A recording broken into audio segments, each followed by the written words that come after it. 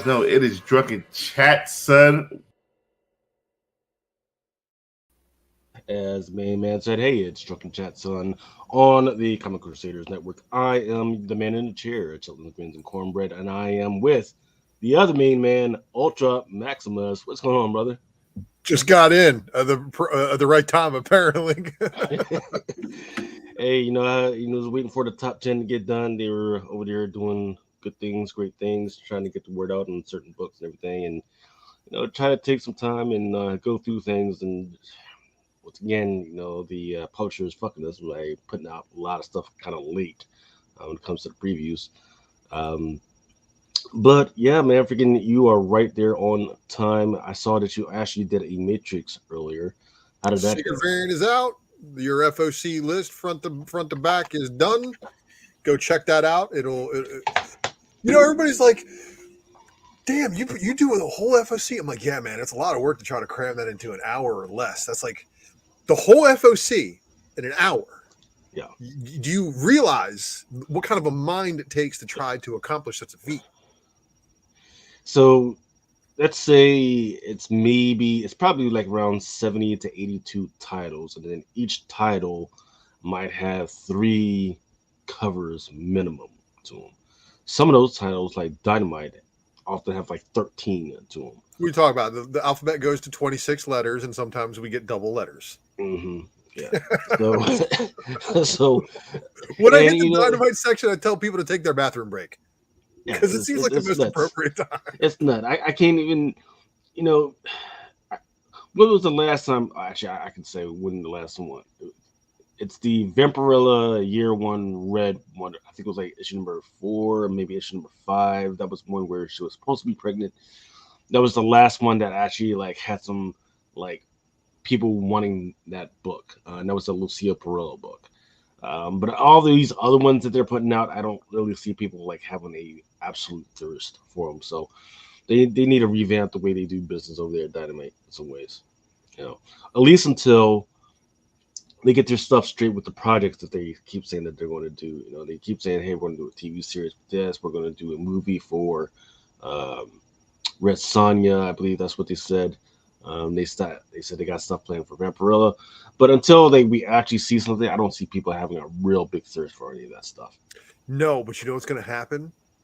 All the really, really, really old shit is going to be the stuff that's going to go fucking ham if those properties ever fucking make it anywhere. That's the thing. Spec Matrix by mouth for all of you. Vampirella number 2 is the first appearance of Draculina, Vampirilla's sister, the blonde. Sometimes we like the brunette older sister. Sometimes we like the blonde younger sister. Yeah. Sometimes we go for the redhead youngest sister. Yeah. So there are some definitely there's a lot of characters that they've been pushing within the last 2-3 years. There's that one, the Draculina, like the Superpowers team, and there's the Nyx. Nyx has popped up. She's weirdly, monstrously sexy in a weird way. Oh, let's not forget about Victory now. Victory, yeah. The black Draculina type. Mm-hmm. Deja Thoris, which was an old throwback from the Conan the Barbarian days. And the list goes on and on. To include, Adam Hughes actually did a great cover for Vampirella back in the day, but mostly the main man for some of these Vampirella covers has been Lucia Perillo so far. I was really disappointed in that Adam Hughes Vampirella Dracula, Unholy, whatever it was. There was one cover that had Vampirella hanging out the side of the hearse. Yes. And that cover on previews had a little black box over her chest. I was like, yo, bro, did they do a topless? Did they do a topless variant? Yeah, I kind of lost track of that. What ended up being? It did not come out topless. And I think a lot of people were very, very upset about that because they played it off like, hey, why is this black box over just her chest? And then when it came out, she was just wearing clothes. I was like, man, that is weak. As Adam would have said, weak sauce. Hey man, they knew what people were looking for and they played to it, but they didn't have enough balls to actually do it. That's crazy. It's kind of like DC with the shoe covers. Yeah, that's another thing. I think customers should, or at least some of the retailers should sue sue these publishers that you put Nubia, out one thing. that Nubia then, cover pissed so many people off, man. How you gonna advertise it with the sneakers, and then when it comes out, the sneakers is cut off the photo completely? You're like, hey, what? My goodness. It was also like that Jenny And then Catwoman in lingerie. They showed it mhm. clear as day in the previews, and they darkened it up for the production. I was like, oh, yeah.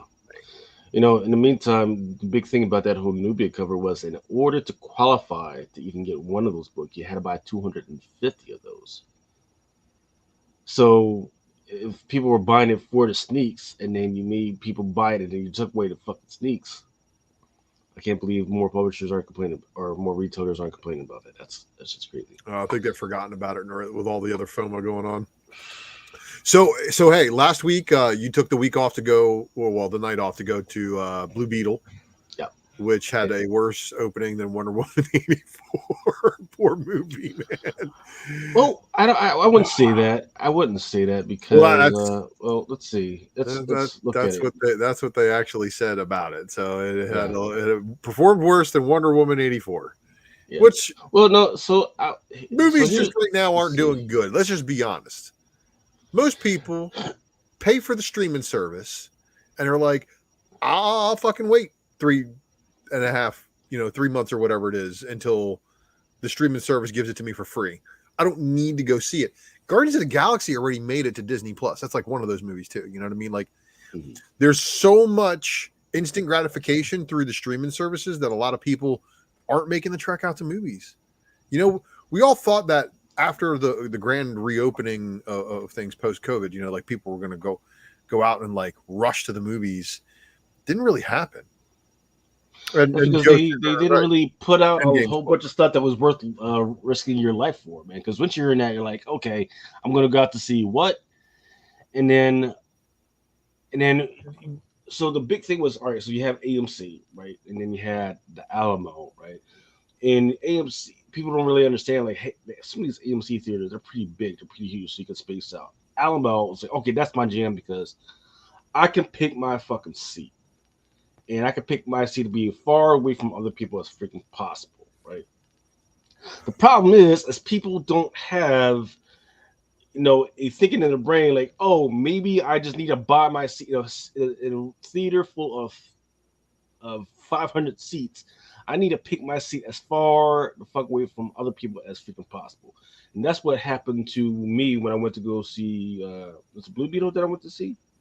I think it was last Friday. I hope so. Yeah, Blue Beetle. yeah, it was Blue Beetle. It was Blue Beetle. Me and my wife, we went to see it, and sure enough, in a full ass freaking theater. I mean, it wasn't full packed, but there's a whole bunch of seats out there, and this lady decided to buy tickets that were right by us.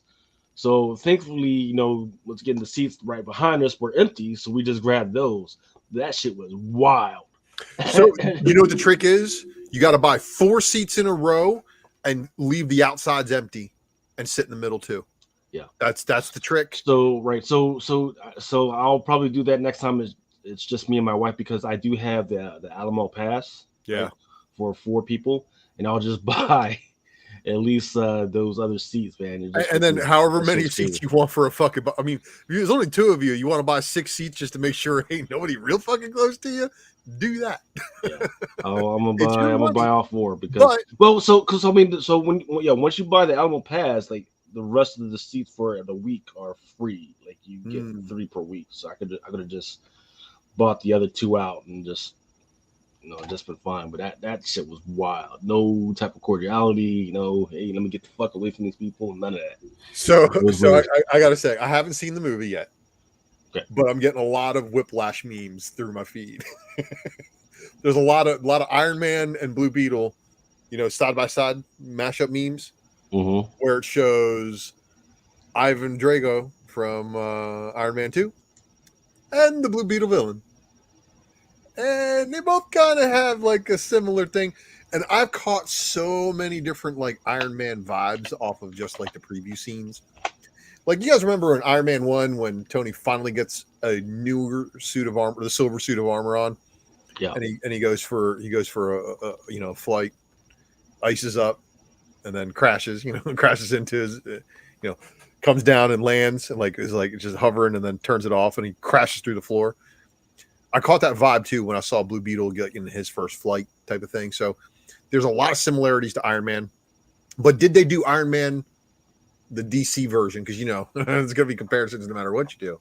No, but did they do absolutely not. So Okay. here's what I learned from watching other people who try and explain Blue Beetle. Right, if you have no type of cultural indignation towards towards Latino culture, those type of people hone in on tropes, narrative mechanisms. They weren't there to like experience a culture. But if you were Latino or Mexican, you found a lot of stuff that you really liked, right? So for instance, like the TV shows that they brought up, the telenovelas, the movies, the music, the food was kind of quick, but they did it in there. But no insulting just a tamales vibe. in bags, right? No weird eating tamales on Mars or no weird shit like that. Right? And I think they took that out. Yeah, I think they took that out because once No they Kyle that Rayner like, holding a bag of tamales walking yeah, by in the background. yeah, because No cameo there's appearances. several. Well, see, so that's one. What I really did like is, inside the house, the center of the family was the kitchen, right? Whereas in other families, the living room. The center of the Latino family was the kitchen. That's where they were a lot of the times, and Yeah. that's where. And so I really enjoyed that aspect. And once again, if you are not into the Latino culture or African culture, that just goes right over your head. The other superhero that people missed, right, is there's a TC superhero called Shabalin, which is a Mexican superhero. He's got a comic as well as his granddaughter has is a superhero as well inside the DC universe. So people, once again, just all over people's heads. The main thing here is that people are missing is that instead of it's being, oh, we're out here to save the whole universe and save the world.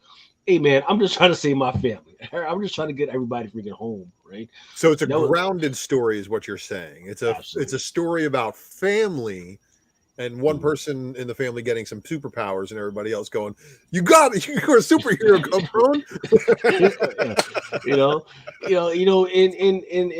And it was a timely story, right? Because while everybody's kind of hurting right now, trying to freaking get groceries and everything, and his family was going through some hardships, so there was some real relatability in that. When people talk about this without talking about that aspect, I can't feel him. I'm like, what were you even watching for? You were Well, I guess the Yeah. people who are saying that stuff haven't either watched the movie or can't relate to it. And well, Yeah. you don't have to be the same ethnicity to be able to relate to certain situations in movies. You can, of course, just relate to them on a human level. So I'm going to see the movie, I promise you. But whether or not I'm going to pay for it in theaters is to be seen. yeah. I mean, it was such relatability, and I can say this without freaking spoiling anything, but people lose jobs, right? People are almost on the brink of losing their houses and their businesses. Man, you can hardly put enough food on the freaking plate. You know, oh boy, he just graduated from college, man. He turned around. He's like, "Hey, man, what do I look like?" He's like, "You look like somebody that's $100,000 in debt." All right, that was that was the best freaking line out there, man. So it's not for, I wouldn't say it's not for everybody, but it's, if you can't relate to it, you can't relate to it. Yeah, and you just missed if you can vote. On its first week, how did it do? Let's see. On its first week, I thought don't look at the first week. Just show the totals from how it's doing all together. I think it was supposed to be doing like 20 to 25 its first week. Projection budget was 120,000. It was doing really well. Currently, it's number 2 behind Barbie and Gran Turismo as of this week. 33 million total gross, and that's after 3 weeks, I believe, isn't it? And look, 3 weeks. I'm not trying to knock anybody who's a DC fan for the low opening. The fact that this movie did worse than Wonder Woman 84 is not a sign of the movie being a bad. It's just a sign of the economy currently. especially for the target audience for this movie. Okay, people have to understand that the target audience is us, comic book nerds. Right now, it's tight. DC keeps raising the damn prices of their books. Got $7.99 foils, $8.99 card stocks, and $9.99 ambiguously gay duo Batman and Supermans. And if you didn't get that joke, you need to watch the secret variant, and also follow LV. Oh yeah, so wild stuff today. But yeah, man, the movie's gonna do just fine. Especially if it's got a good story, it will eventually be what we would call cult classic. There's going to be so many of these movies that bomb that will be cult classics if they're good.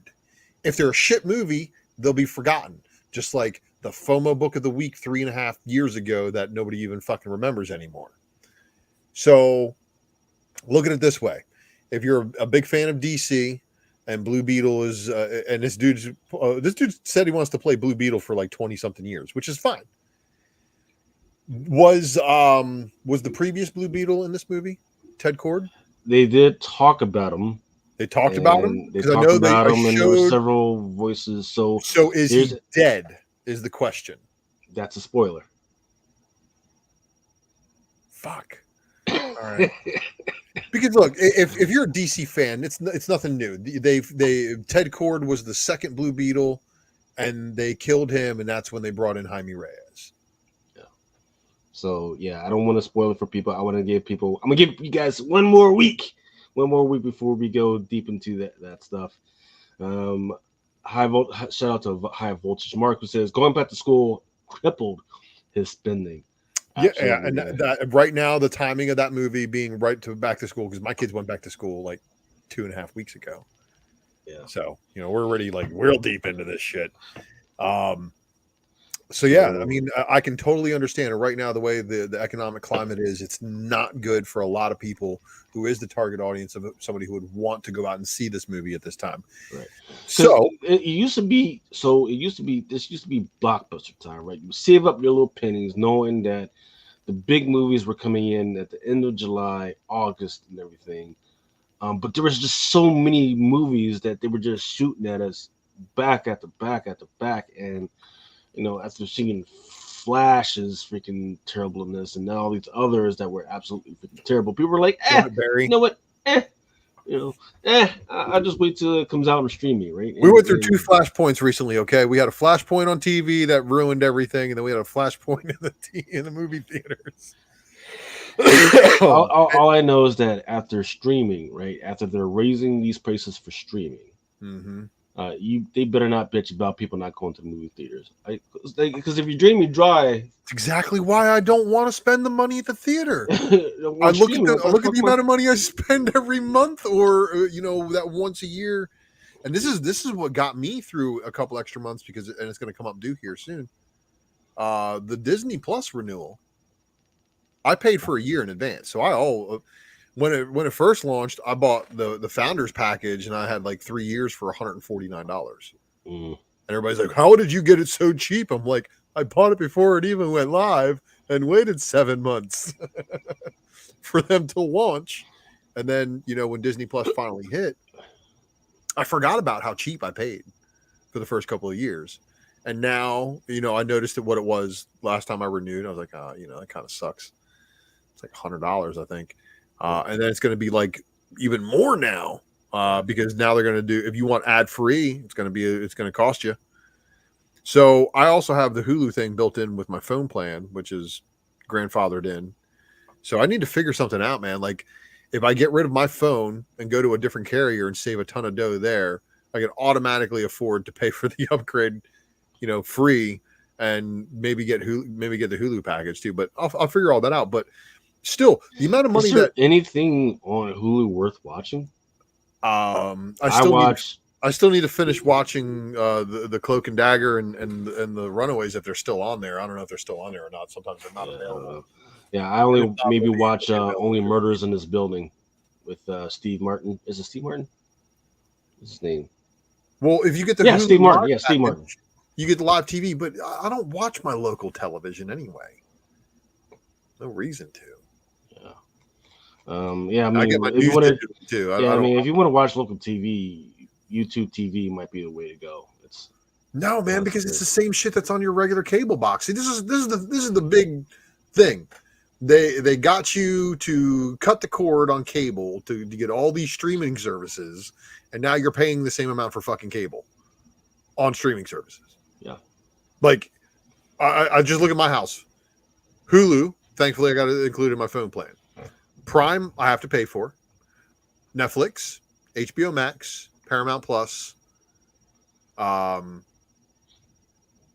what else do we have? I think we have like one or two other ones too. But those are the main ones that I know that I watch. And it's like, damn, I actually do watch an awful lot of streaming services that cost as much as cable. Why don't I just have cable again? When you can remember to fucking watch this shit.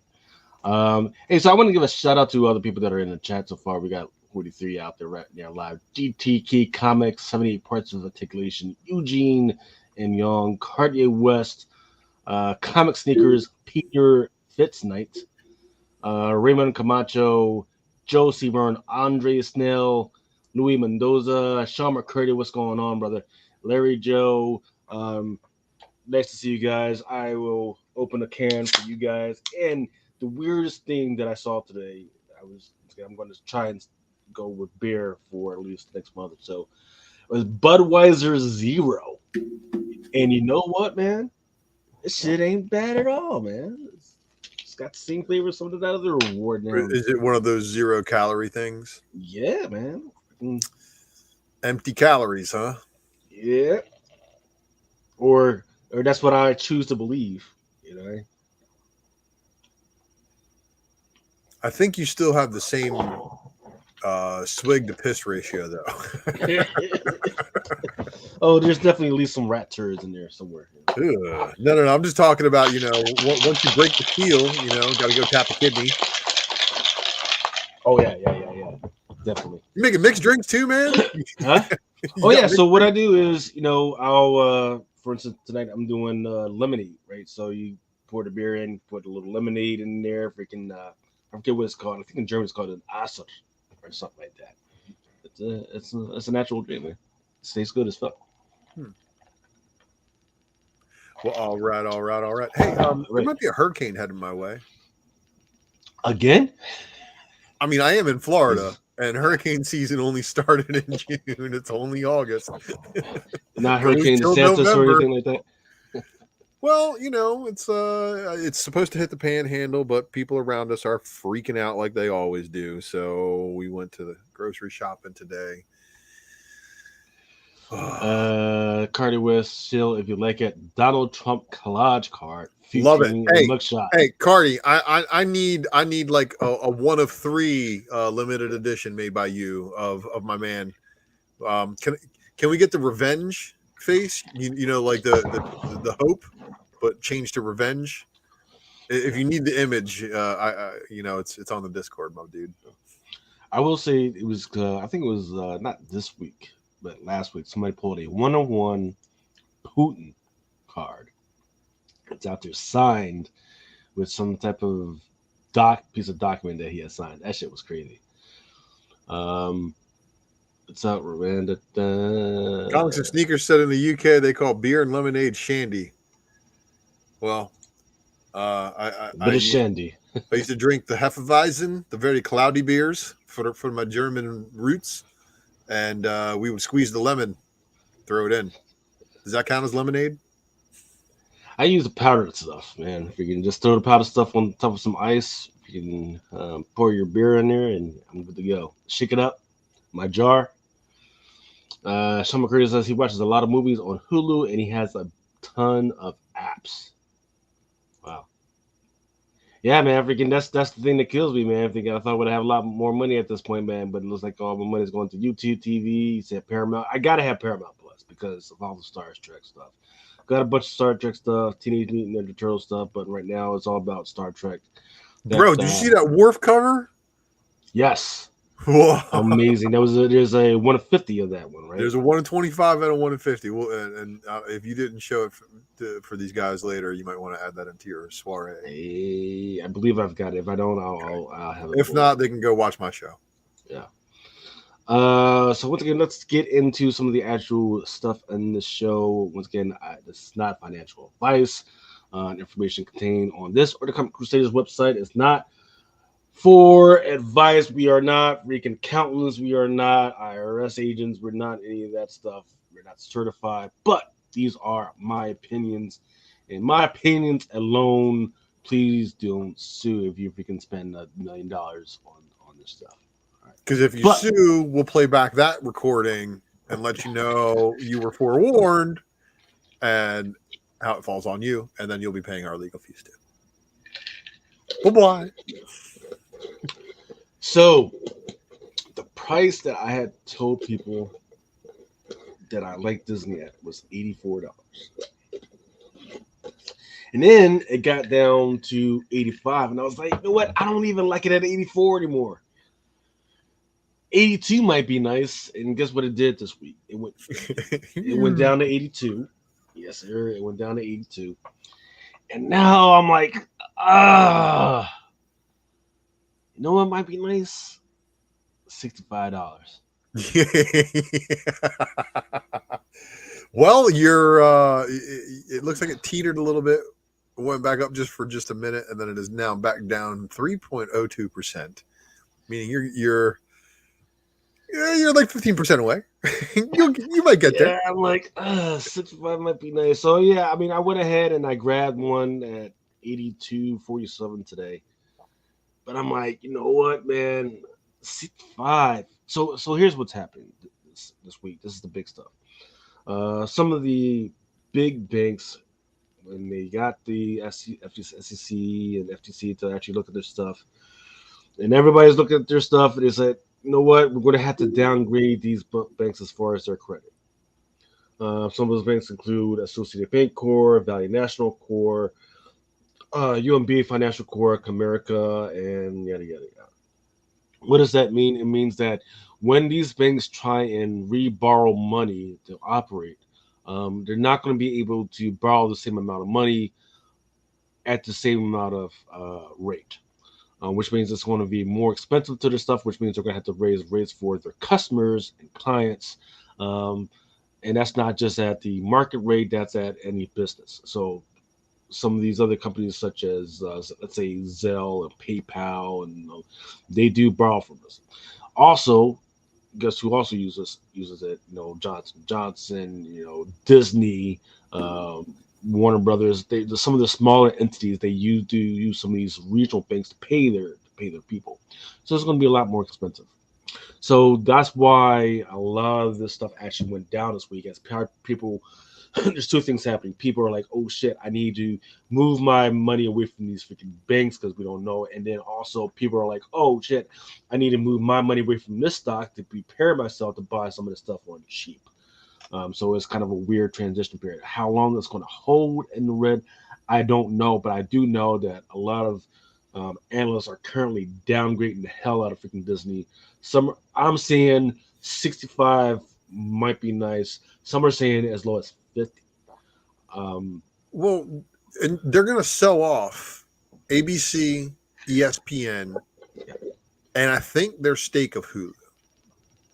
So if they do those three things, what then happens? So it all depends on when they do it. If they do it before, because they have a major debt payment they got to do.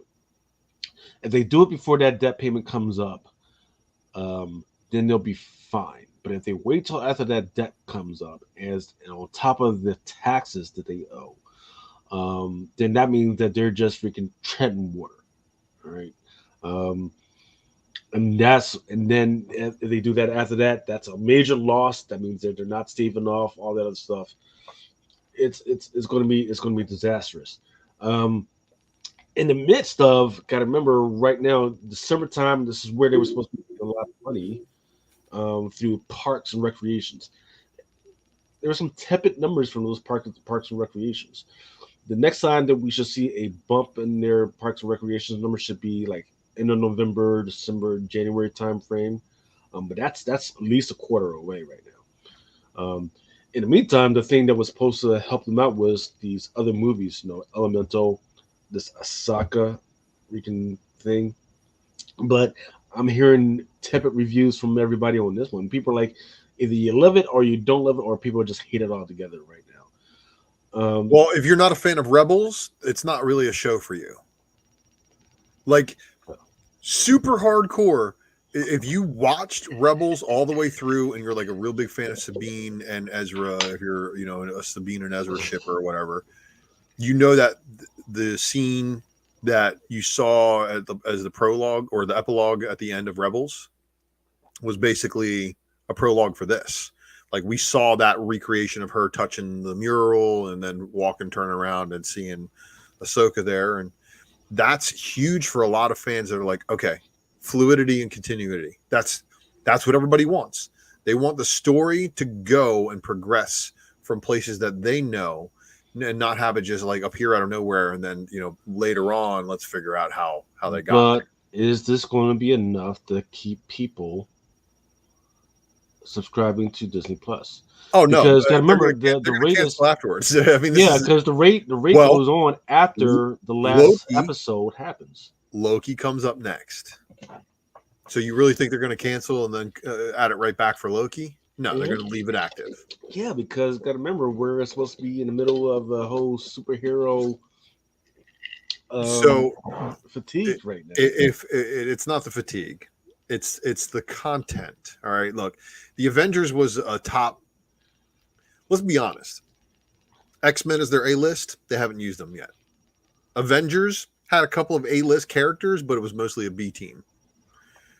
Avengers are the B team. The A team has always been the X-Men, and because they are, you know, they were over at Fox, that really kind of screwed Disney's plans on actually using that property.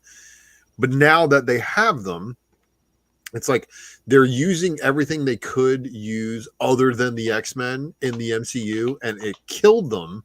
And I think, yeah, there might be a little bit of fatigue. People might be sick and tired of it unless they're hardcore fans.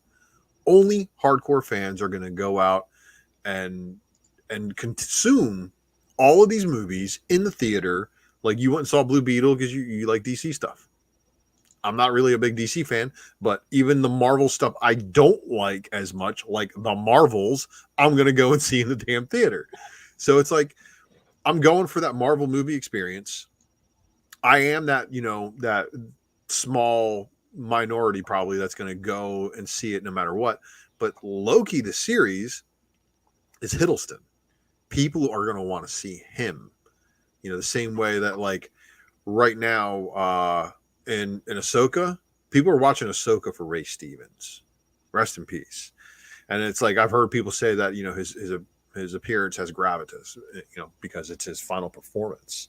You know, it's like the last project I think we're going to get to see of him. And, you know, I've seen some pretty funny things also said about it. It's like everybody else looks like they're in theater school around Ray Stevens acting in these first two episodes. Like, some really, really good lines. And it's true.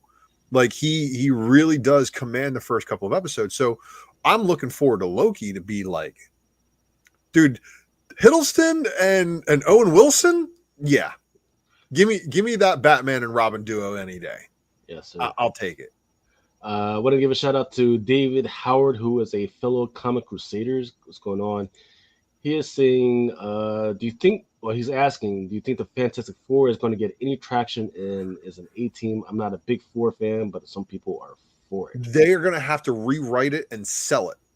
That's just it. How do they package and modernize the Fantastic Four?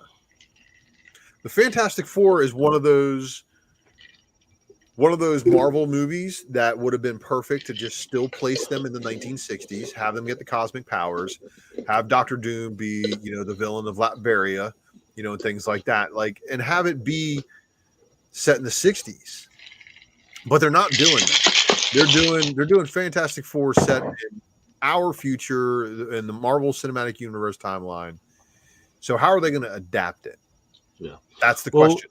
The current storyline, they could probably rig that in, because Fantastic Four, they were doing the thing and then they went off in space. And when they came back, then now they've got, you know, the 2 kids plus the 2 alien kids and everything. That would actually kind of be workable. right? You can like, hey, they went off the time travel. Now they're back in like the 2020s or some shit like that. Well, I mean, time it would be kind of cool, like having like space time dilation, like they left in the 1960s, got their powers in the 1960s, and were fighting Doom in the 1960s, and fell into Doom's time machine, and wound up jumping from whatever thing in the 1960s to the current day, and then being told like, hey, we need you guys to stay here because of the secret wars that are about to go on. There's plot ways to make this happen, but I don't know how they're going to do it. But that's the reason why I think they're taking their time with high caliber actors and actresses. They're trying to get real big talent for these movies. But Hiddleston, he's going to steal a show. Yeah, well, whatever they do, they got to slow down this cultural Marxism. This weird. Yes. So this came out this month of top right. This guy that had a paid partnership with Disney to promote their clothing line, their girls' clothing line. I forget what his name is, like Norman Watson or whatever the heck his name is. They paid him to do his TikTok where he's dressing up as Minnie Mouse. And the people were, of course, pissed, right? It's a crazy way to tank your clothing line before it actually gets out, man. It's like, oh, let's have some guy dressed up as a girl. You mean like the guy with the mustache greeting the girls here at Disneyland to help them pick out their dress? Oh, jeez. Oh, you didn't hear about that one? That one made the news. I did not.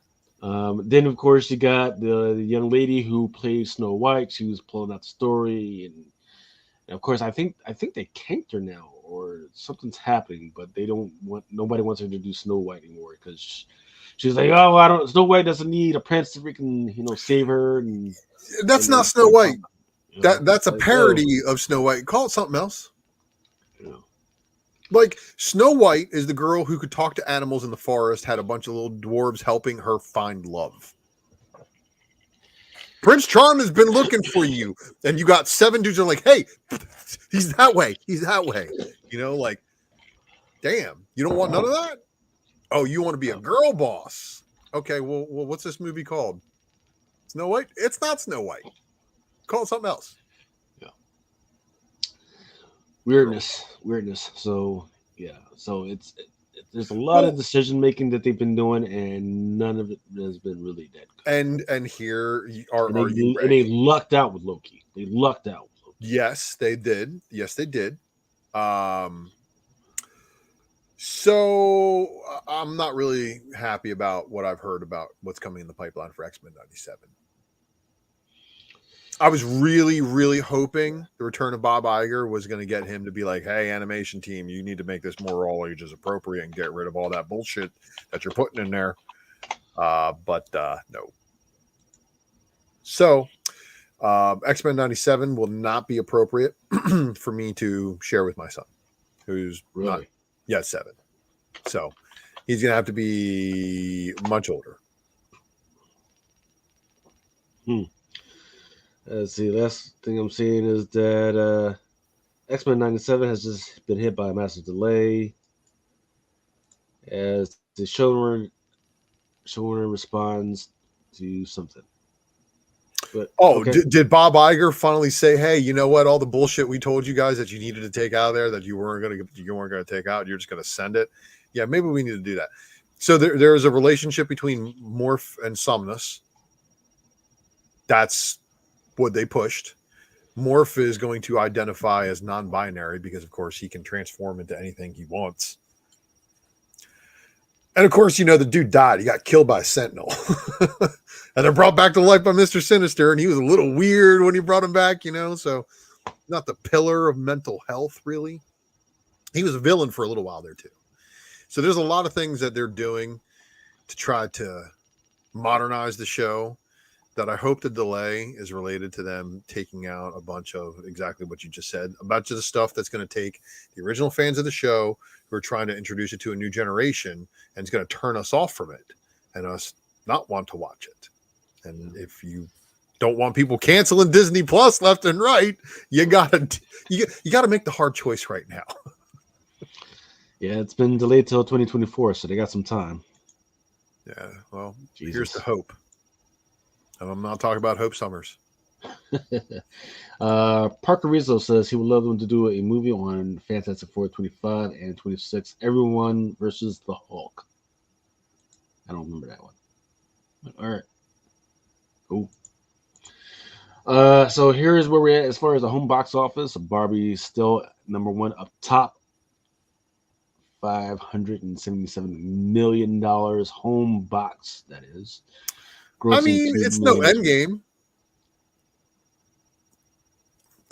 It's the best Warner Brothers got right now. Right? Yeah. It's the best they got. It's still beating out the other Warner Brothers joint that just came out this week, and that's Blue Beetle. Right? Well, so it's number one and number two. Warner Brothers has a number one and number two. Number movie one and number three together monetarily, Warner Brothers is killing it.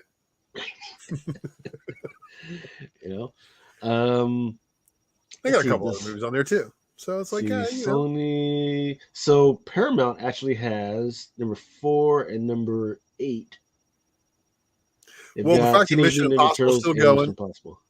That's pretty impressive, actually. Yeah, I guess I'll have to give those a go in time for the debut of that one on Paramount Plus. I'll have to watch all the other ones and catch up. Yeah. The closest that Disney has on the list right now in the top 10 is The Haunted Mansion. Oh, that movie has not done very well. I liked it, though. And that may be one of those movies that's a cult classic, underground classic, future classic that people just like still want to own the DVD just in case the power goes or the internet goes out and they ain't got no streaming. And that's a movie that they can watch on repeat. Now, Universal's got. I'm sorry, what's that? I said, do people even think about that stuff anymore? No. It should. And trust me, your thumb drives and everything will not work properly. Universal's actually got 3 close to the top 10. It's got Oppenheimer at number 3. Then it's got Strays at number 5, but that one's doing terrible. Only 630,000 this week. And then the closest one is down by the bottom is The Last Voyage of whatever what's called. Now, that's a movie that I actually want to see. It's just that, I don't know. They just put this out at the wrong time. You got to put horror movies in like October, November. Don't put it out in the summertime. All right. I want to see blockbuster movies. I want to see explosions, fast cars, fast women, the like, man. Don't put out horror movies. Put out horror movies. Yeah, horror movies should come out in the Halloween pumpkin spice, white girl season. Mm-hmm. Yes, sir. In fact, let me get to that for us. So, speaking of pumpkin spice season, so Starbucks, of course, releases like every summer and every fall these different tumblers. I think, and most of them go for like $22, $29, depending on which one is what. Did you know that there are these limited edition Starbucks tumblers out there? Right? Nope. Some are like only 500 released or only 5,000 released, and some of them are not released here in the United States. Some are released like other countries like Malaysia, China, India, and they've got the little special markets. Go on. So you're saying that these things flip well? They do flip well. The latest one to flip well is this one. Ooh, Tiffany colored. Yes, yeah. It is the Tiffany blue Starbucks tumbler. When it retailed at $22, it is currently going for $250. Yes, sir. And I assume the internet has been cleared of all inventory by the drunken sharks who are currently waiting for me to do a spec matrix that I haven't done in like 6 months. But that's fine. Yeah. And I know people are like, well, what does this have to do with comics? It's not about comics, it's about money, man. I'm just putting this out there. Just letting you guys know there's other stuff that's out there. So if you have one of those Starbucks that people hate in your local town, and they are lucky enough to have one of these things sitting on a shelf somewhere for sale, and you walk in there and you were able to snag it for $22 and then flip that thing on eBay for $250, then you, sir, have done the ultimate variant flip. Walking into a comic book store and walking out with more money than you had when you walked in, it's always a good feeling. Do the same at Starbucks. Larry Joe says his sister's been telling me about these at a Starbucks for a while, but he still can't find any. Yeah, I'm gonna tell my gotta, wife now, so she looks. Yeah, you got to get it the day of. So the ones that are coming out in the fall are these particular ones. There's this one that's like a horror joint, but I don't think it's going to be hot. And there's the other one that's a kaleidoscope type joint. They're What all you're gonna, oil slick. yeah, what you're gonna want to watch out for is if the top has something special on top. Those are the ones that go all types of crazy. See, how hard would it be to get that cup clean? Well, you don't drink out of it. You're not supposed to drink out of it. You just put it up, put it up on your tumbler or put it up in your cabinet or something like that.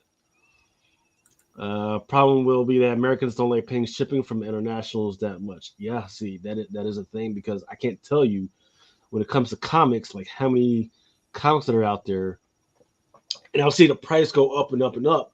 But once you see like that one expensive price at the UK, that's when the price stops because people are not sure, so they won't pay that UK price until somebody else has got it. So bumpy. Hey, the ladies love their pumpkin spice, man. Let's see what else we got here. We already talked about that. Gran Turismo. That's a. So let's take a look at the video games that we've had so far. Right, we've had Mario Brothers. What's the other video game movie that we had this year? Sonic. Oh, yep, Sonic. That did really well. And then we got Gran Turismo right now, right? But instead of it being like based on the video game, it's based on a guy that played the video game that was able to race a car in real life. I remember this. Been trend right now. Yeah, this was their academy. Oh, Last of Us is the other one. That's a TV show though. Twisted Metal is out there as well. And we're doing well on Peacock. So this is where we're at. This is where this, like I keep saying, this fatigue is kind of turning over. Where I think they're trying to mix it up right now, and even Disney and their superhero stuff, and Disney and DC, you'll see in some of the comic books, it's not just superhero stuff right now. There's a lot of horror stuff mixed in and romance stuff mixed in. So that's where we're at right now. So let's see what else we got. So apparently CBR comicbook.com is having a huge turnover. They fired a whole bunch of their people. And then somebody that has access to the Twitter put this out there. It said, despite rumors to the contrary, we have not eliminated our news section. We just simply fired all the new editors who didn't resign in protest and have been slowly gutting our departments as Valnet, that's the parent company, continues CBR's shift to an AI-driven clickbait-focused content mill. Wait! They're going to shift to that? So you mean to tell me that most of those trash articles that were written by CBR were not written by AI? Because they could have fooled me. Good God, what is passing for journalism nowadays? Like this is really the problem. So comic book resources and comic book news, and unfortunately all of these people have now become cosmic book news. You guys remember them? The fake news of fake news, really? Fake news of comic book news. And it's like, holy shit, you guys just want to make up shit now? And it's like, I'm seeing posters for Thor 5, Battle of the Gods, and like all sorts of made up stuff in my Facebook feed. I'm like, oh my God, we've gone full Bollywood here. This is not good. So everybody is like trying to get in on the clickbait thing, and it really is. They're getting paid for clicks. You're rewarding them with your clicks. You're giving bad people bad leads, and they're giving you bad stories because you're rewarding them with clicks. So stupid. Welcome to David SNMC, who is finally catching this live. Welcome, brother. Decided to go a little later. But yeah, man, freaking that's the whole thing, man. Freaking a lot of people don't realize. Anytime I would say that you're reading an article and you see a section of the article and it actually posts or it links to a different article from a different company, that's most likely most of that is written by AI, right? And I'll be that's why I freaking giving up the ghost on writing myself, man, because I'm sweating out trying to write a 400 thing article, and then you go over to somebody else and they're just saying the same shit, and then they're linking to another article and they call it a fucking day, right? And then they get more money off of that shit. That shit's fucking crazy. AI will the will AI lose on Kevin Smith's. I'm not sure what that's supposed to mean from Restboard. Please clean that up so I can actually understand what you're talking about. So in the meantime, when it comes to this whole SAG-AFTRA strike, on Friday, a federal judge upheld a finding from the U.S. Copyright Office that a piece of art created by AI is not open to protection. The ruling was issued in a suit from Stephen Thaler challenging the government's position for refusing to register works made by the AI. The judge found that copyright law has never stretched so far to protect works generated by new forms of technology, operating absent any guiding human hand. And she stressed that human authorship is a bedrock requirement, which is kind of a big deal. The judge, Thaler, chief executive of Neural Network, looked to list an AI system as the sole creator of an artwork called A Recent Entrance to Paradise, which was described as a AI created by a computer algorithm running on a machine, and he registered himself as the owner of the work. In the meantime, the SAG-AFTRA they were looking at this whole thing. They were looking to highlight this and AMTP's counter offer. They were saying, for example, if the writers are given AI created a screenplay and have to touch it up, they're going to receive the fee for a screenplay with no assigned material and not to rewrite. So what the studios are saying, like, hey, what we'll do from here on out is if you guys let us go through with this thing, we will have AI write it, and then we will pass it off to you, the writer, and then you, the writer, just look over it, make some quick changes and everything, and then boom, Bob's your uncle, and you still get paid the same amount of money. But the problem is that you could just hire some schmuck like me. I claim that I'm a writer. They write some AI stuff, hand it to freaking me. They say, hey, as long as you keep the scale, I don't have to raise the price. I don't have to raise prices. And he's like, hey, by the way, make sure you don't freaking join any of these freaking unions. So it's an interesting thing. SAG-AFTRA was again rejected that part of it.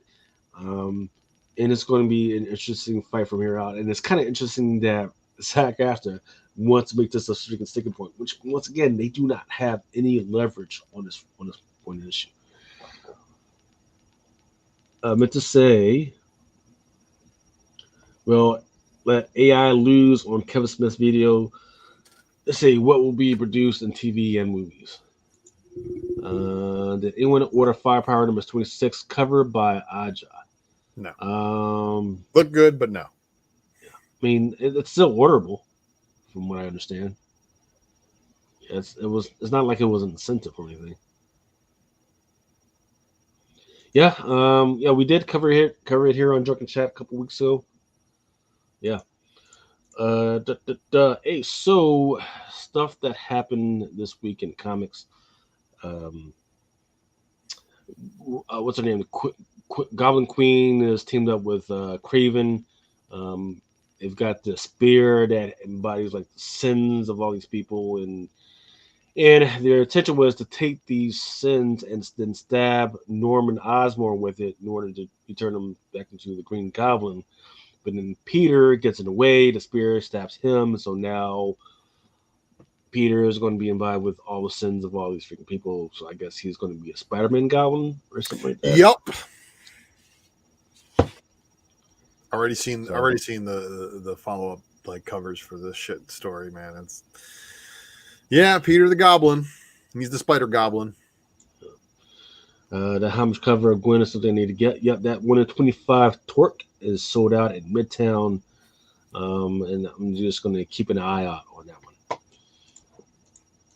Elizabeth Torque. I wonder who might have talked about Somebody did a Matrix, all that. Somebody might be. Rick and Morty season 7 is going to be officially released on October 15th at 11 p.m. on Adult Swim. Once again, with the prices of all the comics going down, I'm talking about speculating comics. Rick and Morty is still at number one is still at a reasonable price. I think it was like $89, $90, right? Which is crazy because I remember when it was at like $250 a while back. So wow. Yeah, there was a lot of things that were like really expensive a couple years ago that are stupid cheap now. But I actually have the foil anniversary edition of Rick and Morty #1, and that one kind of like stuck by people because it was an FOC book, but it was when Oni was doing their 10th anniversary. Yeah, I think it was their Oni 10th anniversary books. Yeah. So they were reprinting all their good stuff with a Oni 10th anniversary and the foil at the bottom. So good luck, everybody. David SNMC is saying, how many goblins do we need? We need them all. We need a black goblin, orange goblin. All the colors. Glitter goblin. That's rainbow glitter goblin. Yeah. And then we're going to have a goblin verse, right? And then we're going to have a death of the goblin verse. Yes. And then Revenge of the Goblin verse. And then Edge of the Goblin verse. Oh, my goodness. Well, Starbucks Connect just informed me that those tickets are exclusive to the Philippines. Oh. Mm-hmm. Well, that's neat. Yeah. So, happy hunting. Because I've seen people with them. You go to DC, there's a bunch of... I don't know how to describe them, but I got a Filipino connect. I'm good. Yeah, the pumpkin spice gang is in effect in DC, and those young ladies are sitting out there with the little Apple laptops and their tumblers already. No, don't worry. I got some connections to the islands. I got some ways. I'm just I can't go to the islands because then I'll start shopping for stepmother for my son. That's not a good idea right now. Hey, why's it got to be a stepmother? You can just get a maid, house help. That would be requiring me to divulge personal information that I don't feel comfortable talking about. So, DC. So I've talked many times about this, about webtoons, because in manga and manhwa, things are a little bit different than the way comic book work, right? So for manga, the way it works is they'll have something on webtoons, which is a free digital thing, and then if enough people like it, then it'll turn into an actual book. And then for the book, enough people buy the book, copies of the book, then it become an actual animation, and then it goes to live action. So right now, DC and Marvel actually decided to dip their toes in the webtoon to see how it works. A lot of people loved it and liked reading in it. So what they're doing is some of those webtoons that actually did well are going to actually be printed. And for some of these, there's already like hundreds of chapters of these things like already out there. So I don't know how they're going to print it. Are they going to print it out as one volume or just maybe 30 pages or something, which would be neat. That way we can stab some of these, but I'm really interested to actually have a hard copy of some of these, such as Batman Wayne Family Adventures. And once again, some of these they're not superhero, they're superhero centric, but they're not hey, Batman comes to save the day. This is slice of life, what happens behind the freaking scenes, what happens to these guys on their day off, just these people chilling. Right, which has been missing from a lot of these stories, right? Vixen, NYC, it's the longest freaking thing of Vixen, where it really goes into depth into like who she is, what she's been doing. And Red Hood Outlaws, people are like weirded up by this because you got Bizarro there on the left, and Bizarro, he doesn't look Bizarro. Like he's kind of like a sexy freaking cowboy, freaking broke back freaking Bizarro type dude. So it's going to be interesting to see what's going on with that one. And Zatanna and the Ripper. I forget what the timeline is, but she's going to investigate Jack the Ripper or all these murders happening in downtown UK. Moving on. So I don't know if you've ever watched the Harley Quinn show, Ultra, but Harley Quinn and Ivy, they've got their little romance thing. God bless them, right? But apparently, in season 7, they actually have a daughter. Her name is Netri or Ladyfingers. And they meet up with her in the future and everything. And the thing is that their daughter absolutely freaking hates her, so she's a villain. Well, I don't know how that works because they're villains, and then she hates them. Is she a good person? I don't know how that works, but either way, negative plus a negative equal a positive. Yeah, it's weird, right? So, so I would say a lot of the times some of the stories that are in Harley Quinn, they do translate into the comic books. So we got to keep an eye out for when she may actually makes her first comic book appearance. And then that is it for some of the news. Let me go ahead and bring up. All right, so as far as some of the books that have sold really well, and this is once again, the source for this was Terapic using a pre-sale timeline was the last 7 days.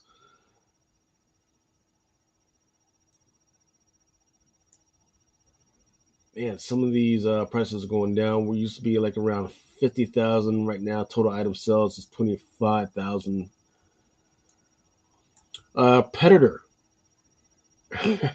Ryan Adams, interesting rocket ship for Harley Quinn. Yeah. So number 1 and 2 was Predator versus Wolverine, the Mike McCone homage. It's a connecting cover. Okay, so I think we talked about this. It was, I forget what the name of the homage it was. Was it 381 or 380? It might have been Hulk 380. It was Wolverine 3. I forget which one it was. I think one of these was an incentive and one of them was open order. If I'm not mistaken. I think the Predator one was an incentive and the Wolverine one was open order. Yeah, I forget. But they still look good though. And then Predator versus Wolverine. This is the Scotty Young.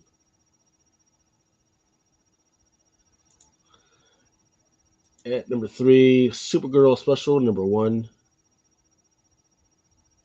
Just gorgeous, but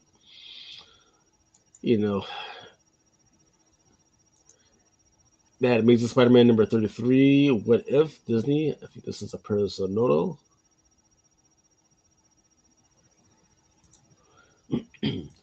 X-Men number 26, Alex Ross.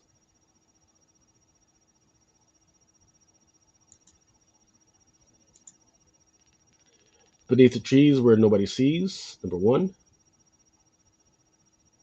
Oh dear, what's going on there?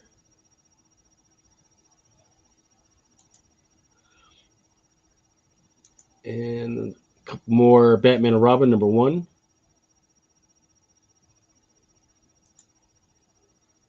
This one comes out in December.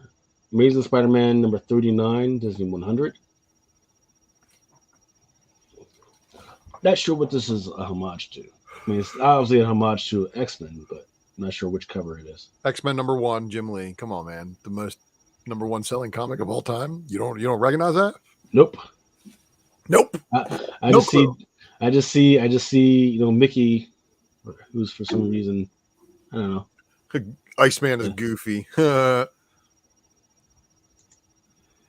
And Donald is Wolverine. That's funny. And then Amazing Spider-Man number 35. Another ASM 300 homage. Yes. Got to.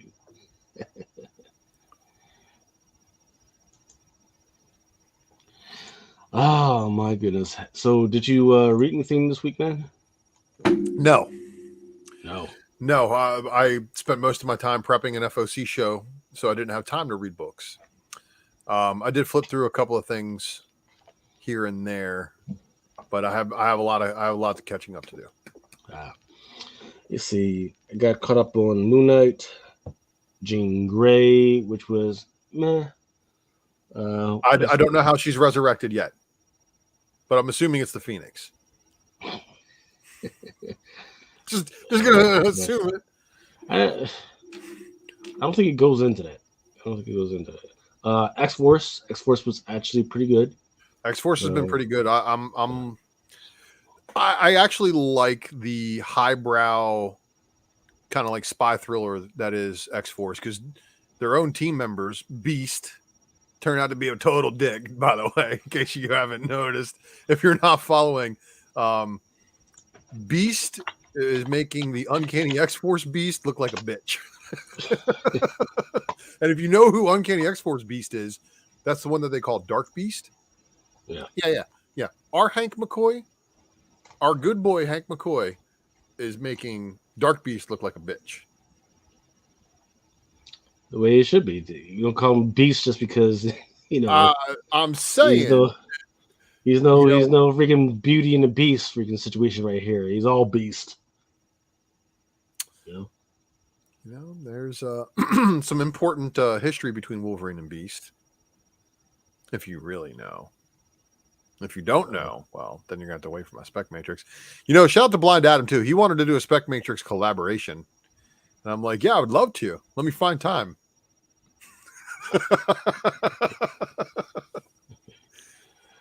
All right, let's take a quick break, and then we're going to go into some of the FOC stuff.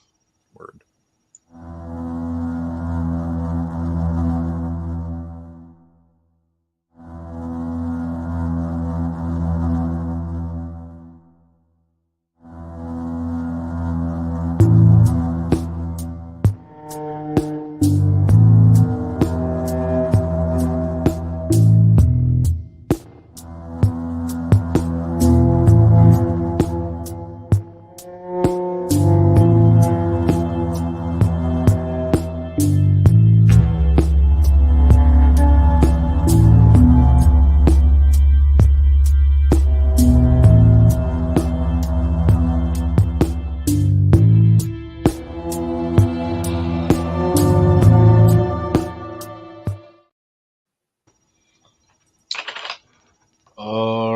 That was Junior Baker #1. That is on FOC this week. Now on to these FOC books. Let me sure I can blow these up. How do I have this at 50%? Manny Comic Collector pointed out that Donald Duck and Wolverine share Berserker Rage mode. Donald Duck as Wolverine is badass, and okay, I got you. Yeah, because Donald has blown his top a couple of times in cartoons, hasn't he? Mm-hmm. See, that's why I kind of wish WB would kind of do the same thing, man. But with their Looney Tunes characters, that would be dope. All right. First off, let's go with Action Comics number 1057, the Steve Beach. And actually, I don't really usually enjoy these covers with everybody on the freaking cover, but you know what? I'm actually digging this one. I have no idea who this character is, this dark, menacing emo type character is, but it actually looks pretty good. And so does the rest of it. And I didn't know Superman's cape was lace. It's see-through, right? For those intimate times. It shows his unmentionables. Hey, if he can see through everybody's underwear, everybody should be able to see through his underwear. That's what we're saying. But that's his overwear. That's why it's weird, man. I don't know why Lassie likes to do these things of working out. Because I don't know if we can. Well, apparently they're at the top of Mount Everest doing this. See the Cole Brown? So I mean, I don't get it. Maybe if they took out like all the sun radiation, solar radiation from their bodies and then start working out, that kind of makes sense. Well, right there, that's them pulling up some people who fell off the side of the Mount Everest trail, and her building a car to throw them all in to get them off the mountain. Apparently, I'm just throwing that out there, because just lifting tires off of a monster truck that's usually used for lithium mining. Oh, Jesus. My goodness. I mean, am I wrong? I can't say you're right or wrong. It was just ridiculous. Then there's a Justice League versus Godzilla versus Kong card stock. Why don't they just have Justice League versus the monsters? No. That doesn't work. You have to. I see Godzilla in here. I see Godzilla in here, but I don't see Kong on this one. He's on the other side of the cover. So it's a wraparound. Is it a wraparound? Maybe it does. They didn't put any photos in here. Let's see. Then Art of Teenage Mutant Ninja Turtles thing. Here's your Avengers number 5, Alex Ross. There's a 1 in 100 black and white for all you Alex Ross maniacs. She looks really good. Here's your Mark Brooks.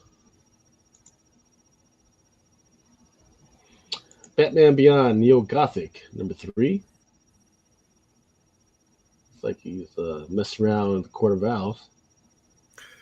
So look around and find out. Yeah, that's like the future Court of Owls. So that's wild. Again, I don't read a whole lot of DC. Sue me. And there is a Christian Ward cover. So look, I want to point something out about the mushrooms, the next Red Hood books. Yeah, that Christian Ward stuff is like nightmare fuel. So okay, so we got Batman, Catwoman, Red Hood, Gotham War, or Batman, Catwoman, Gotham War, Red Hood. So on this one, he's wearing his hood. You can't see his hair, right? Can we see the next cover? There's 3 covers. All right, on this one, it shows him with the white streak in his hair. And then on the incentive, it shows him with a buzzed head and no white streak. They don't show the incentive here. So there's a 25 copy incentive that shows him with a buzzed head. So it's like there's no continuity on Jason Todd's hairstyle, even though he's supposed to be like partially gray and have like a big old, like chest opening wound from where they cut out all of his organs when he was dead. Ooh. That's crazy. Well, they embalmed him. And then somebody put him in a Lazarus pit. Brought him back to life. Lazarus apparently grew. DC, you guys are crazy. Let's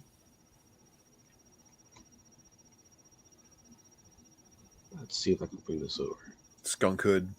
That's right. Come on, Lunar. You guys need to invest more money in your website. Yeah. Try to get one of those pictures to load when you need it to. You know why it takes me so long to do FOC? Lunar Distribution's load time on their images. Okay, so here's the 1 in 25 Jorge Corona. No, that's not. It's not for this book. It's for the other book. That's for the. Yeah. There we go. There we go. See, shows him with a buzz cut, no gray. Huh. So does it? Like I got a few grays in my beard, but it's like, what? Where'd it go? Like the last picture, his like whole front of his head is gray. Okay. Is that what he does? He's like, oh, I got to hide the grays. I got to shave my head again. Diet. Summertime shave off. So he shaves it and dyes it. That's now canon. Let's see. This one is your Action Comics 1057 150 Barrio El Nuevo. Lord Zod, I guess.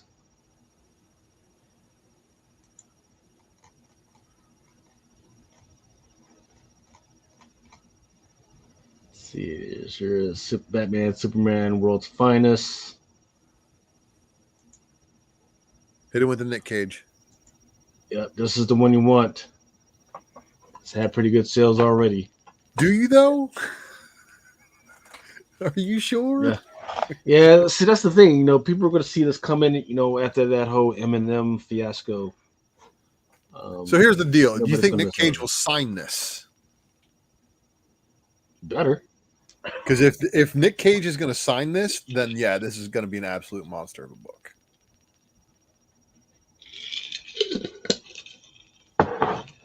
Don't understand why it's not incentive, but all right, y'all do you, DC. Let's see, or is it? Let me sure. Yep, there's the 1 in 25. Fabulous, because that's what he's feeling. Here's your 1 in 50, Helen Lenoble.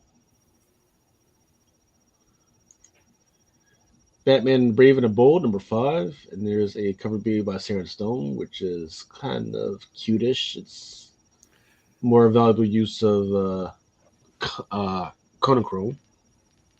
So Seren Stone, I got to look into this.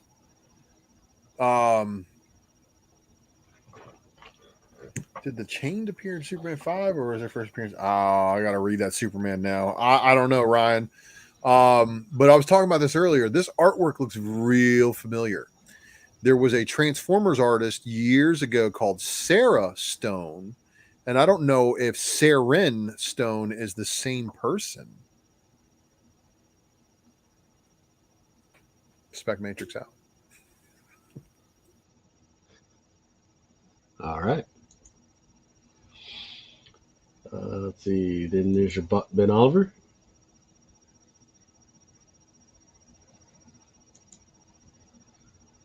Let's see.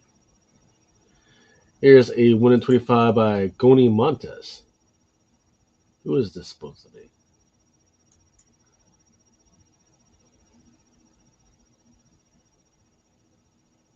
Doesn't quite say.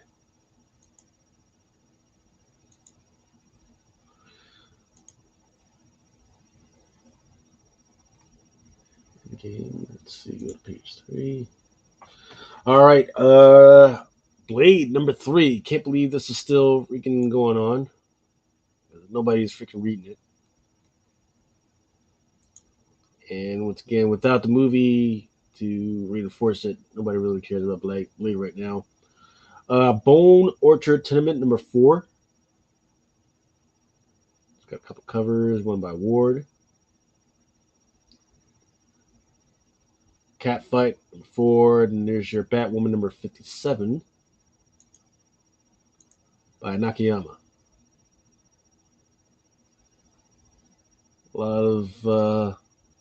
lot of shiny leather. Here's your Terso Cons. It's actually kind of cute. I actually kind of like that one. More shiny leather and whips. To la Lotte. Or is this? No, that's Sweeby. Excuse me. Here's your Rian Gonzalez at 125.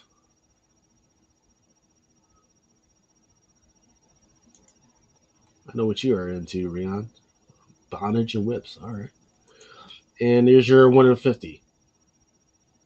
Because everybody loves a whole bunch of cats on rooftops.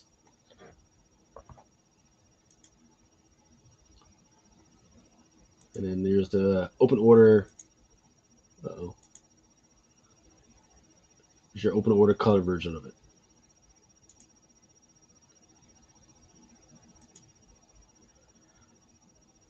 Oh, yeah.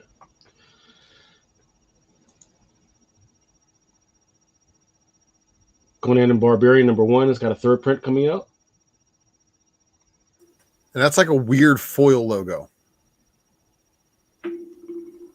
on that Conan. But is that the? Oh, it's a logo. It's not, so there's not like So art. a That's coming foil out. logo third print, from what I'm told. If they're just showing the logo, I don't know if there's any artwork, but it says Dan Panosian is the artist. So possibly. Huh. Because that's what people wanted to get for $13.99. So that book is going to cost you $15. Or a Conan the Barbarian logo book. A lot of money for a logo. Not even a t-shirt. A fucking logo book.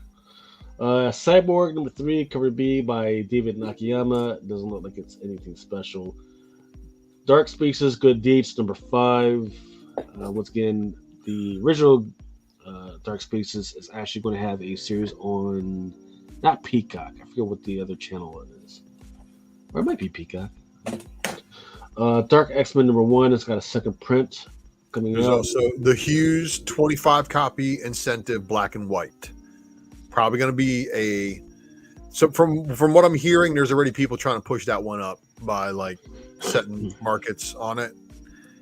Lucas, do you if they got to order 25 copies of a book in order to get the 25 copy incentive, roughly what does it cost them on a book that has a cover price?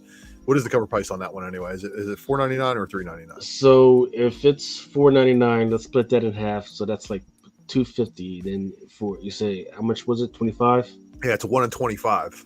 So $75 plus you have to pay the price of the actual book. So that's like $79, $80-ish, $80, right? Okay, but then you also get 25 copies of the.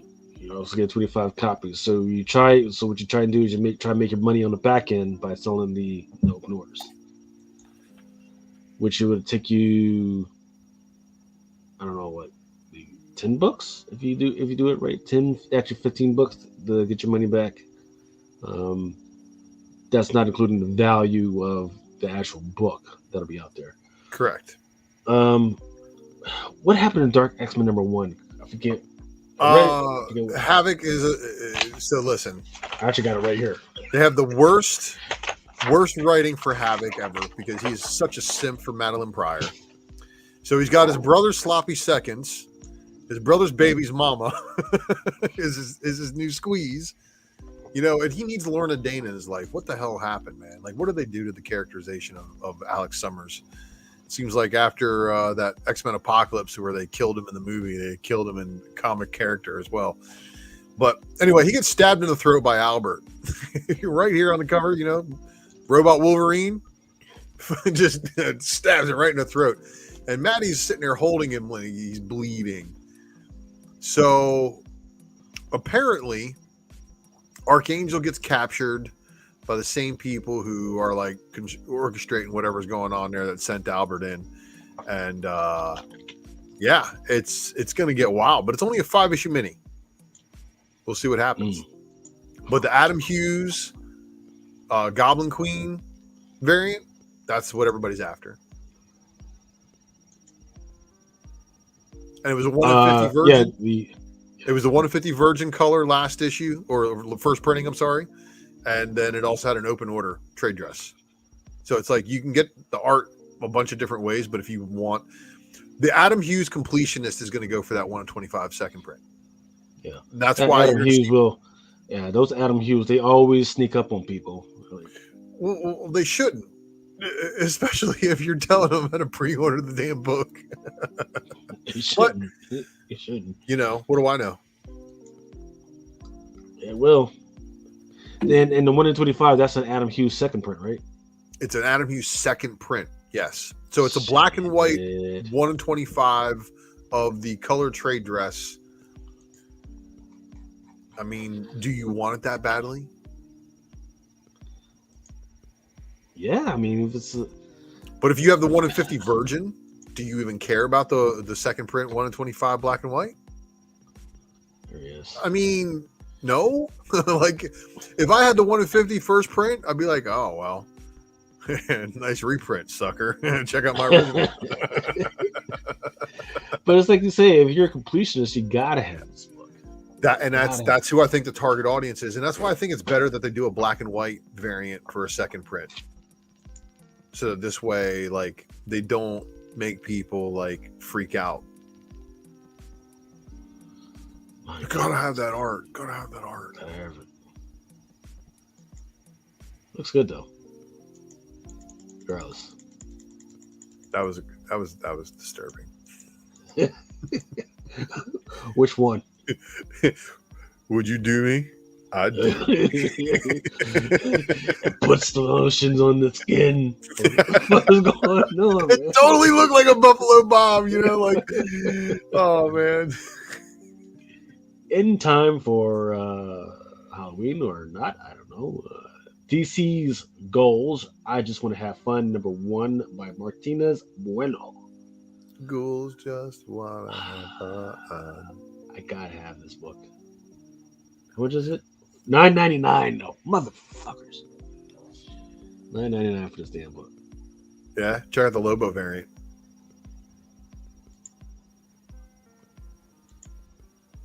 Jay Lee. Love it. He's Love it, stealing love the it. kids' candy, man. Love it.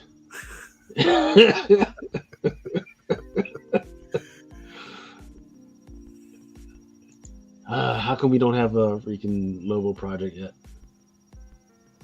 Because Not Jason even Momoa still has to do Aquaman 2 before he can become Lobo. I swear to God, if James Gunn does not take that opportunity to cast him as a Lobo and then do like a Crisis on Infinite Earths where they actually get the multiverse right and like show Marvel that they overdid it.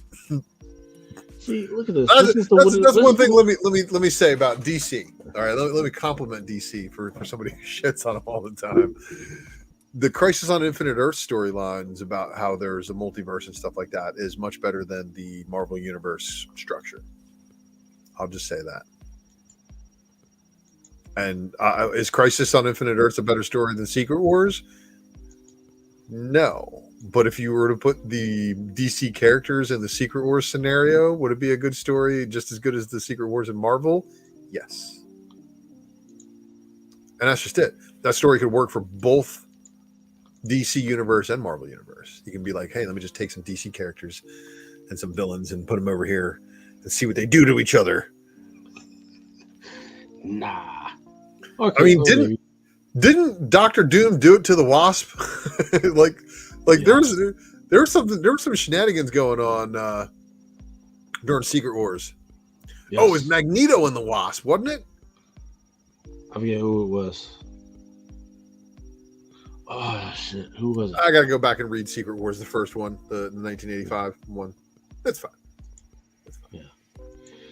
Where are we at? But yep, this was the 125 for golds. Gold. I just gave everybody gold. DC goals. DC goals. Excuse me. Avengers #5. This one was the 125 by Ben Harvey. Yeah. Bunch of the demon freaking villains on this one. Looks like that dude who popped through the universe that Doctor Strange cut the fuck up in Multiverse of Madness. Yeah. Well, it's a bunch of the different ones. It's all a whole bunch of different villains, and there's Venom at the bottom. Fing Fang Foom's in there. There's Demon Bear. Venom. And then there's the 1/100.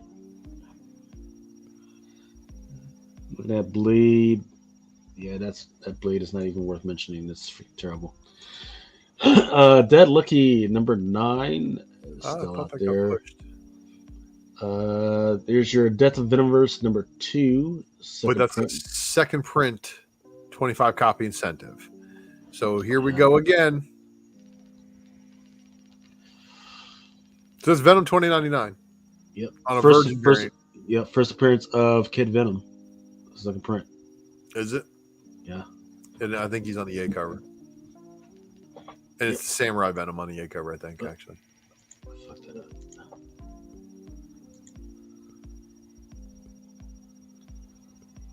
So, yep, there he is. That's Kid Venom? That's Kid Venom, yep. Is Kid Venom the Samurai? Not a samurai yet, but he does live in a samurai type of town. Oh, Like so are they feudal- actually developing the story with the samurai Kid Venom? Right. Yeah, Wow, so is something he happens. Venom Spider Boy? What the fuck? Did they introduce Spider Boy and give Venom his own Spider Boy like in a short period of time, like that close together? That would be Don't forget we got Venom Girl, Necro. She's out there as well. Man. So Death of Venomverse number 5. That looks like that's an ENIAC 3. Then there's a Galloway Saturday Morning.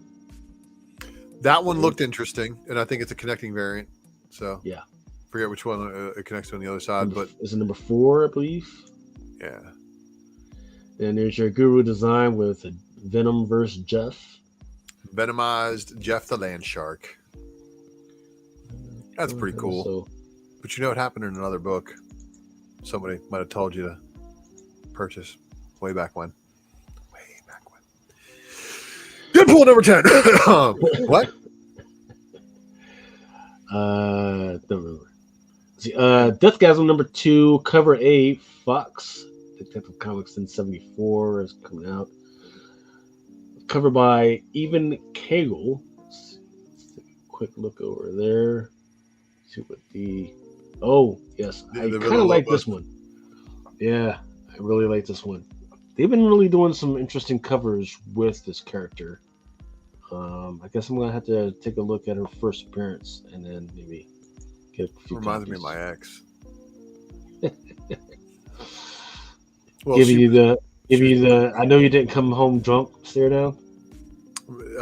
That's the. See, she's not Hispanic, but she was Portuguese. Ah. So yeah, that's the I'm a fuck you up.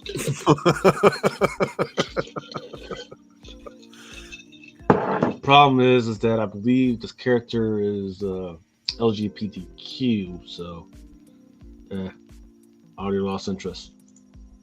Late Night says Boruto seemed to work so Marvel followed suit. What's Boruto? Not sure. There's your Detective Comics 1074, 1 in 25. So meta. Sebastian Firemora. And there's your 1 in 50 Cagle.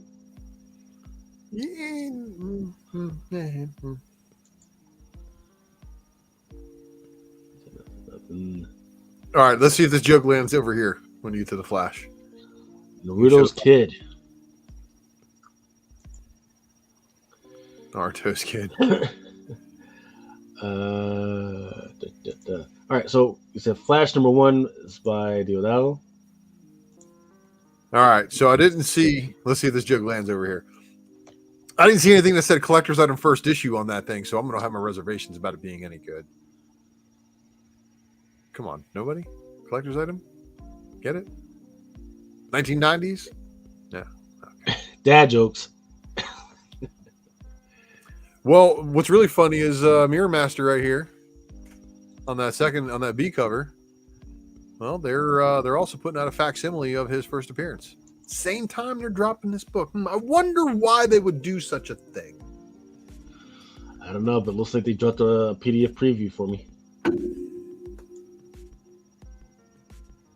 Rose Beige. Rose Beige. Ooh, Raza. Yeah, Raza, and it's foil, but it's $8. But it's foil. Yeah, I'll put in an order for it. I'm not gonna order 25 for this piece of shit. Yeah, so normally I like Riley Rossmo stuff. It's just yeah, I don't understand what they're going for here. No, don't there's understand. This little looks like there's some type of villain that he's running around.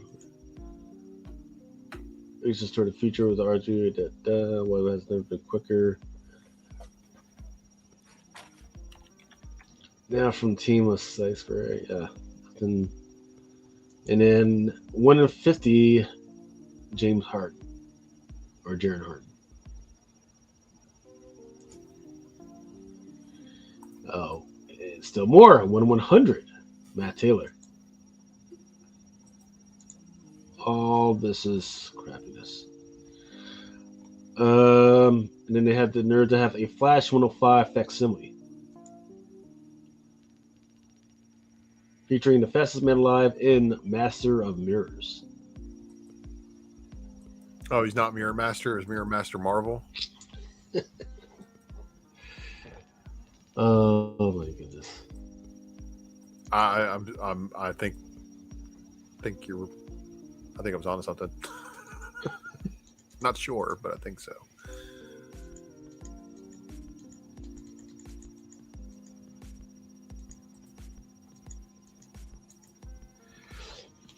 Let's see. Disney Enchantment Untold Tales. That's a show on Netflix. So that would be your first in print. Big Game number 3, cover C by Cheris. Looks like there's also a reprint of Bill Siekwit's Mutant and Moon Knights. Bunch of stuff. Love this cover.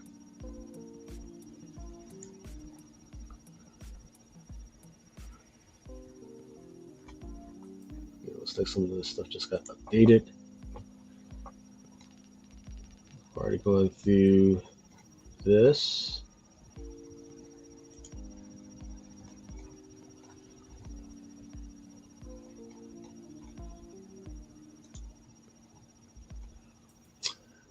There's your Deathgasm 1 in 10.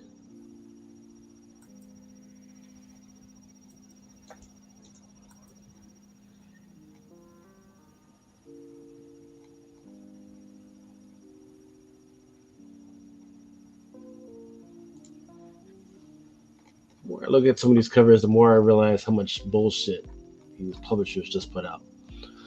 Frank Frazetta, Mothman number 5, cover B, Riley. I don't have the art yet for the 1 in 5, 1 in 10, or the 1 in 20. And then Frank Frazetta's Tales of Science Fantasy number 3 is coming out as well. It's also 1 in 5, 1 in 10, and 1 in 20.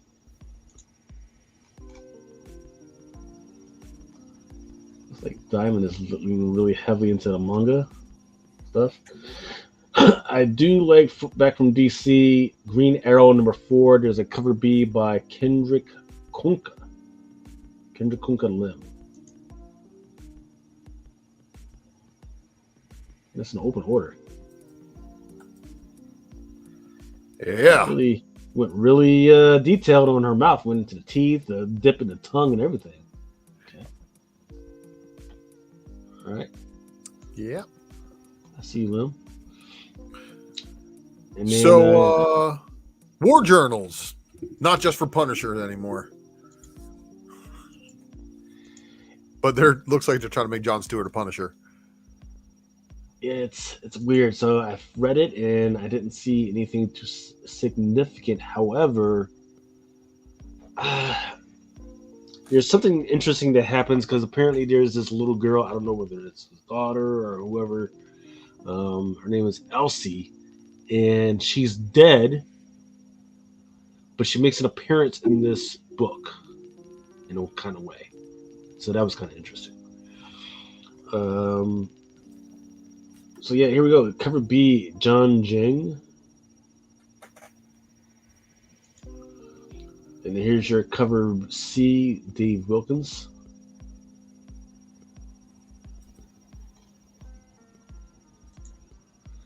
And then there's your cover D, Villalobos, Hispanic Heritage. And okay.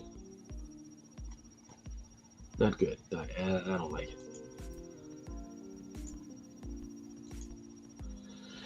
Gunslinger Spawn number 24. What was going on with that Spawn joint this week? Was it number 370 or something? It was going off? Not sure. Yeah, it's like hit 1,000, like 1,000, 2,000 this week. Then there's your cover C and Goo. Harley Quinn, number 32, as a Sweeney Boo cover. Jenny Frison, which is actually pretty good. But, we're getting a little fatigued with Harley Quinn. And then there's also a Rose Beige cover. Harley Quinn, Black and White Runner number 1. the graded, offering a great cover. Then number 3, cover A, Cliff Chang.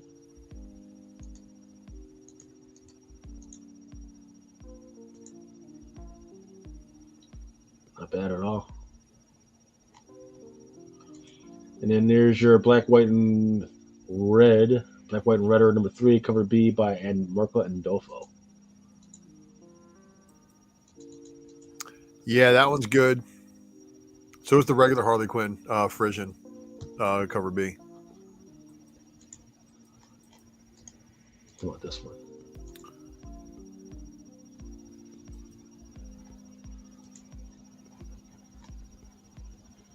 Hot Girl number 3 has a bunch coming out to include this Villalobos Hispanic Heritage. Oops.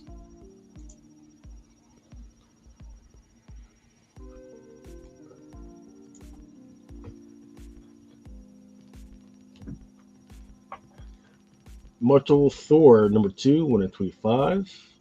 Gabrielle Zalato. Looks okay. Then, of course, the big event, Invincible Iron Man number 10. And it's got a 1 in 200. Yes, it does. The 1 in 200 is the only crossover. way to get the connecting cover, I guess, image. Because otherwise you have to get Iron Man 10, and then you have to get the X-Men like 26. But there's also 2 different Megan Hetrick variants. One of them is a 1 in 50 incentive. The other one is an open order. Yes. And one is basically these guys. Yeah, it's the 50 copy. With the Has suits all their on. And costumes. then the one with that's open order is done without the costumes. Or So is it's it weird comes with because that? everybody who's an Ironheart fan is going to have to chase 2 books now that they know that that's her on the cover. Yeah, here we go.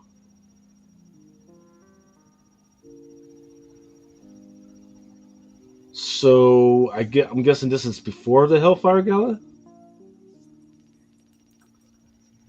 It's got to be, right? No. This is after because she marries him after. So, like, apparently they're teaming up to go against Orcus right now, who's stolen Tony's technology and, of course, killed a whole bunch of mutants and the X-Men. So the new team of X-Men, that was Juggernaut, Cannonball, Jubilee, Dazzler, Tempo, and old Laura and Sync, got basically murked, like in the Red Wedding. That was the Hellfire Gala. 3rd time's the charm. Well, and here's Scott. He's like, "Hey, my side chick's getting married. I'm at my side chick's wedding." And he just like threw himself at her too. Like not even like too long ago. He's like, "Yeah, me and Gene are on a break. Here I am with no shirt. Go forth and multiply, right? Jesus. Yeah, that's what they said. So what happened to all the little babies that they had a little cradle for? Did they just get bricked off too? Everybody got murked.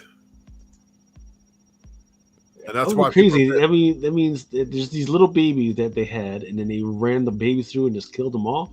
Yeah, man. Jesus. Savage bitches, right? Why is that Phoenix symbol so huge on her? Draw your attention.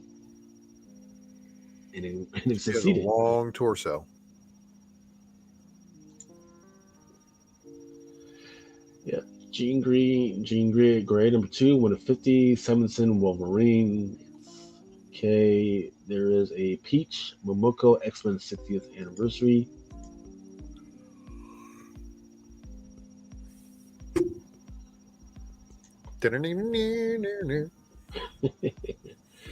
If you guys like dinosaurs, your kids like dinosaurs, those are available as well.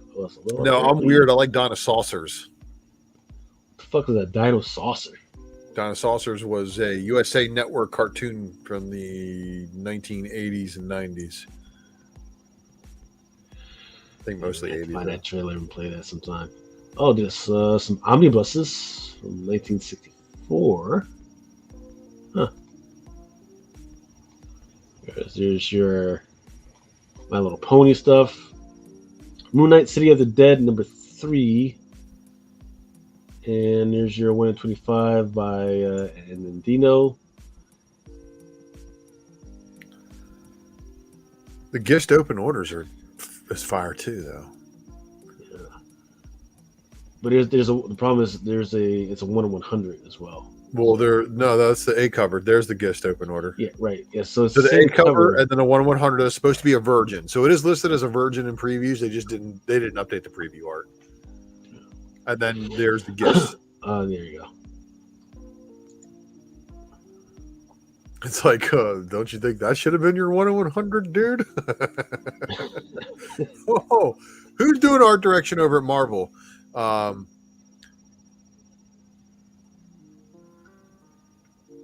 don't know. Late night. I married Jean Grey, and she's crazy. Got the Phoenix in her. Is that like a Mary Kill? Mary fuck kill. He's like Yeah. Jean Grey or Elsa Bloodstone. Like, I don't know, man.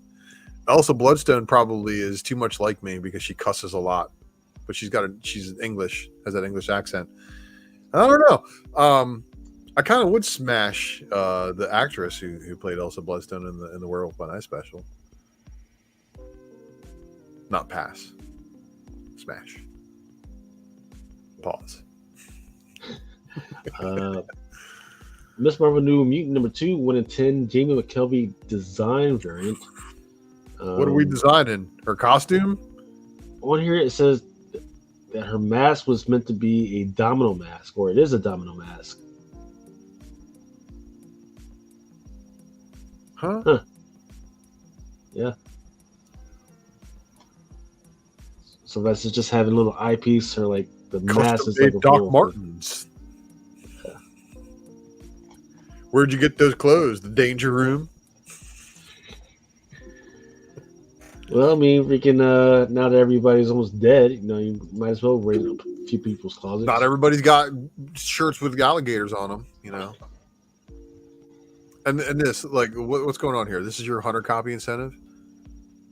Showing her Mr. Fantastic rip-off powers?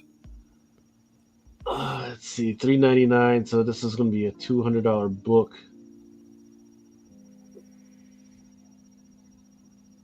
And it's her first. It's the actress's first writing debut. Oh no! I knew she was writing books. I forgot that this is hers. I'm not allowed to hate it. I'm not allowed to hate it, right? Isn't that what I've been told? No, you're allowed to hate it. No, I don't want to be called the R word. Oh, I mean, it's not like she drew it. It's not like she drew it. She wrote it, so you can't. Reviewer. Yeah. I don't want to be called a reviewer. Oh. Naughty word, dirty word. I think speculator's a dirtier word than reviewer. Think so? Yeah. Okay. All right. Well, now I feel dirty. That's okay. Yeah, the X-Men number 1 swipe probably gonna be the favorite of the covers, but still not a fan of an Inhuman being an X-Man. Miss me with that shit.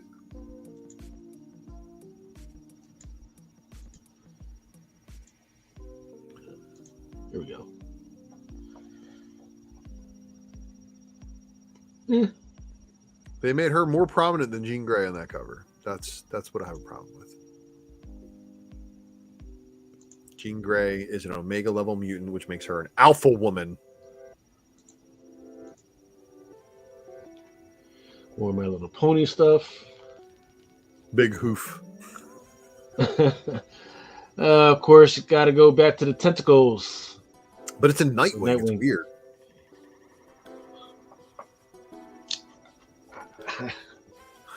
It's tentacles for tentacle's sake. Throw it up there. Fuck it.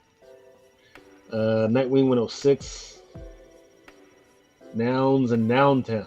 Yeah, I gotta say, the Jamal Campbell Nightwing is clearly the winner there. I'm People not actually- pronouns. Yeah, I mean, are people like reading Nightwing right now. Penguin number 1 made it on the CSI Hot 10 after I said, I like the idea, but I didn't necessarily like the art. But it was the Zerdy book that was on there. And it's just because Zerdy is known for doing a tattoo book, and tattoo Zerdy collection chasers just went nuts on that thing. But I'm glad the market seems healthy. Sozo Micah. So what is Captain Marvel doing over at DC? Just stealing her style. Damn it! How did her jacket get over here?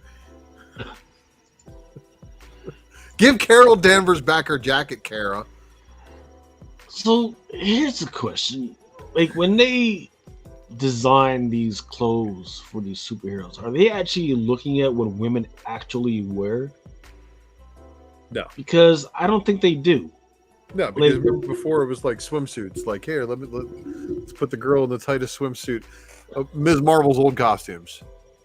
All right, let's start there. These books are going to come out in the fall time, right? So maybe you should just look at what women are actually going to actually wear in the fall, and it's like, oh, hey, let's go ahead and copy that. This is what Floridian women look like in the fall after drinking a pumpkin spice latte. They start floating up in the sky. Yeah, but then you should have like the weird hat, right? The weird sombrero with the freaking scarf and then the Afghan and shit. No. Because when they come back down, they got to put their jacket on, and then they stand there like this, like, I just drank my pumpkin spice latte. And you heard it here first. I'm saying, you artists that are listening to this fucking show, let's bring some of these superhero clothes into like stuff that people actually fucking wear.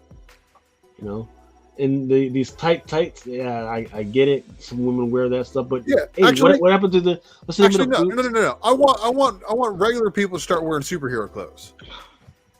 You know that material. No, you don't. No, you don't. After the shit I see at some of these fucking Comic Cons, man, and they try and wear superhero clothes, like lady. I just want that really good mesh material that they're using for costumes in all these movies that you can clearly see detailed, and it's like, oh wow. There's extra hexagonal shapes in that material, making it look very, very like like durable, like Ant-Man's costume and Captain America's costume and a couple other people's costumes and stuff. It was like, why can't my regular clothes look like that? Be durable and shit.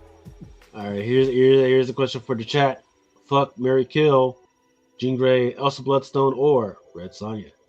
Oof. They're all drawn by Middleton too. Woo. Yeah, that's tough. That's tough. This is $100 book.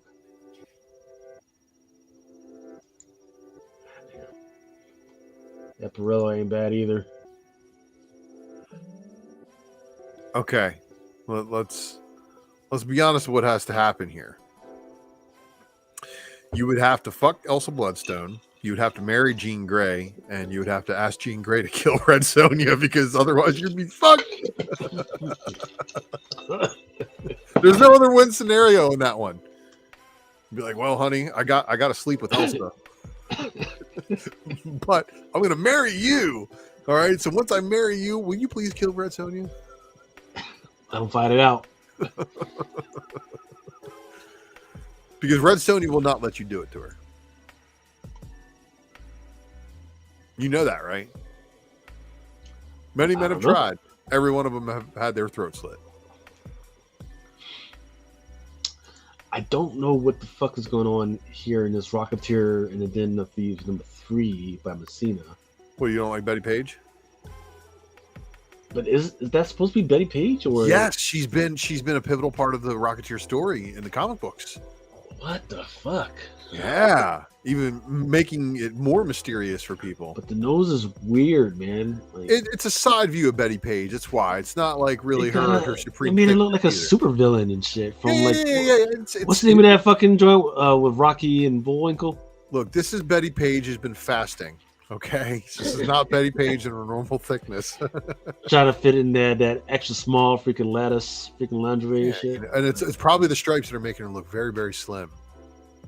I don't get it. Like, she looks like a Russian spy, man. Like, no, I'm not. Not feeling it. She looks like Will Ferrell's girl. She looks like Mila Jovovich from what is that movie? Zoolander.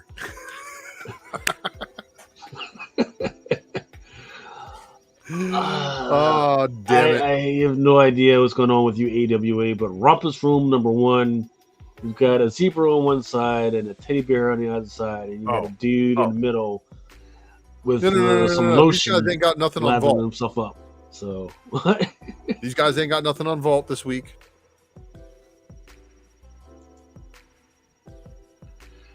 Sainted Love. And that's the. Oh my goodness.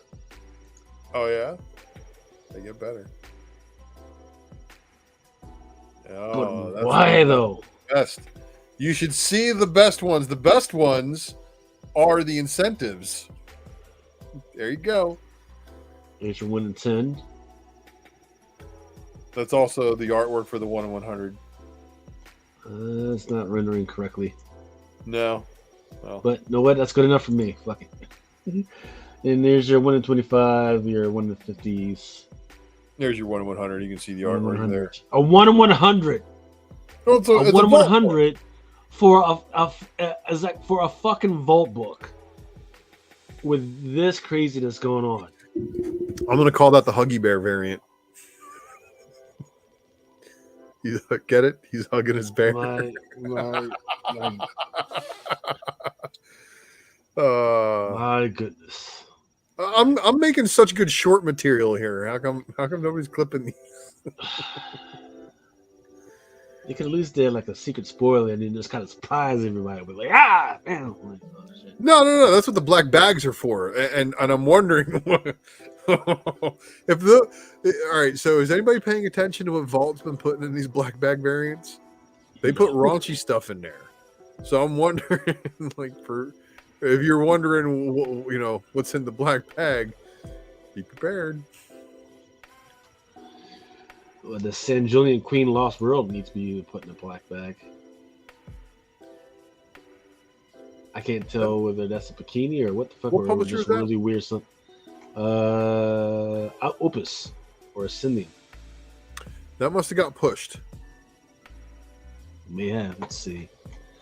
It wasn't in previews when I looked today, because that's when I assembled the FSG. Ooh, did they drop the whole fucking? They dropped the whole line. Oh wait, let me see. Frank Miller. ABC. Yeah, they dropped the whole. They dropped the whole line this week. Wow. I had a feeling there was some contractions from when I originally kind of like scrolled through it. I was like, oh man, they must have removed some books. But I didn't realize it was the Opus stuff. But it's fine. That just means they're pushing them back. They'll probably be back next week. And that's everybody else has got like looking at all the ratios and stuff like that they didn't have artwork for. I bet you that's the reason why. Yeah. Let's see. Star Trek.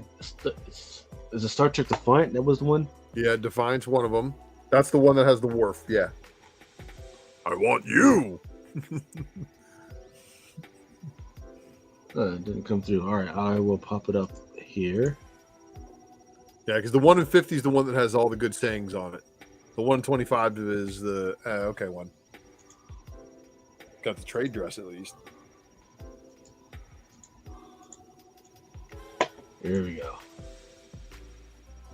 Son of Mag, House of Bartok, son of Sergei, House of Rosenko, Bane to the Durst family, Slayer of Goron, but you for the Defiant. 1 in 50. Yeah, 250. So let's see. What's the math on that one? A lot. It's very expensive. $125. Oof. This fucking book. Oh, man. So there's got to be some asshole that's got us out there for cheap. So fucking grab it. But it's a Star Trek book. Nobody's ordering 50 copies of that Star Trek book, especially not. What issue number was that? Number 8. Yeah, no. Midtown might have it. Like the big retailers that might have like inventory that they don't give a shit about because they write it off in taxes every year, will probably order a whole bunch of those. But other than that, good luck. Secure your copies on any incentives you want for a Star Trek book in advance, because otherwise you will not get it. Superman number 6, Thiago da Silva, CSV, looks pretty good. And there's also a rose beige.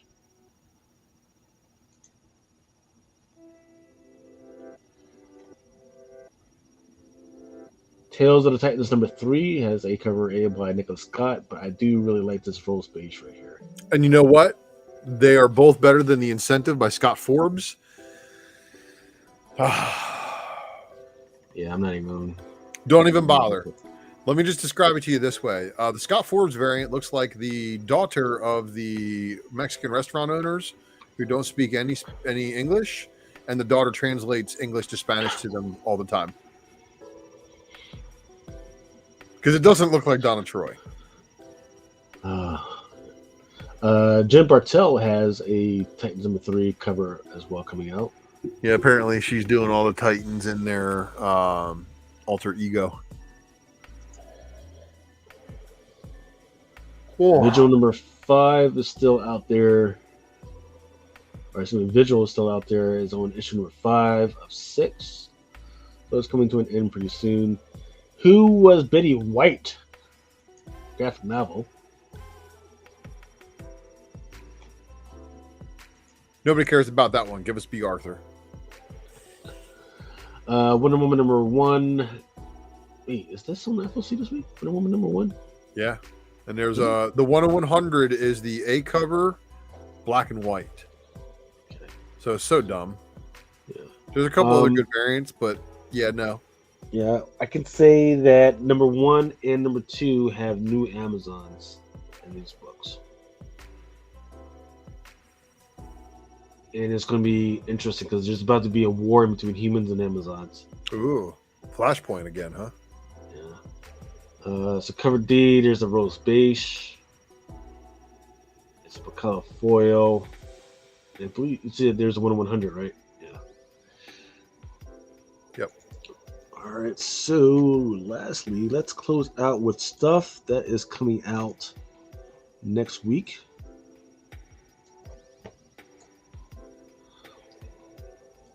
Any ones that you know that you're looking forward to, Ultra?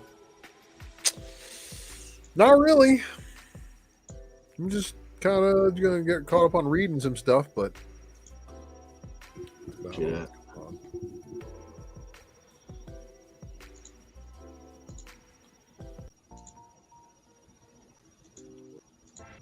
That Alice is weird. Is that the Alice one? This one? Yeah. Miguel Mercado. Opens up her eye, and inside the eye is the weird little fucking rabbit. And then there's an Adam Hughes. This one is a 1 in 25.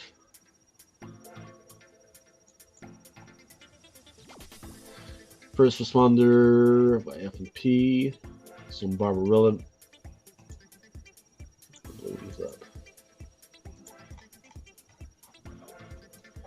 Archie Comics is coming out this week.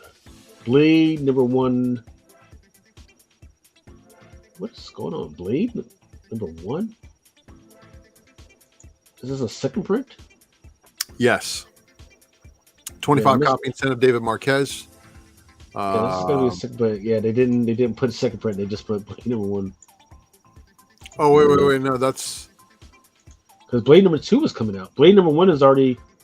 Yeah, see, yeah, they messed up because here's the second print, and then this is the 1 in 25 of the second print. Yeah, they messed it up because Blade number 2 is coming out this week. Yeah.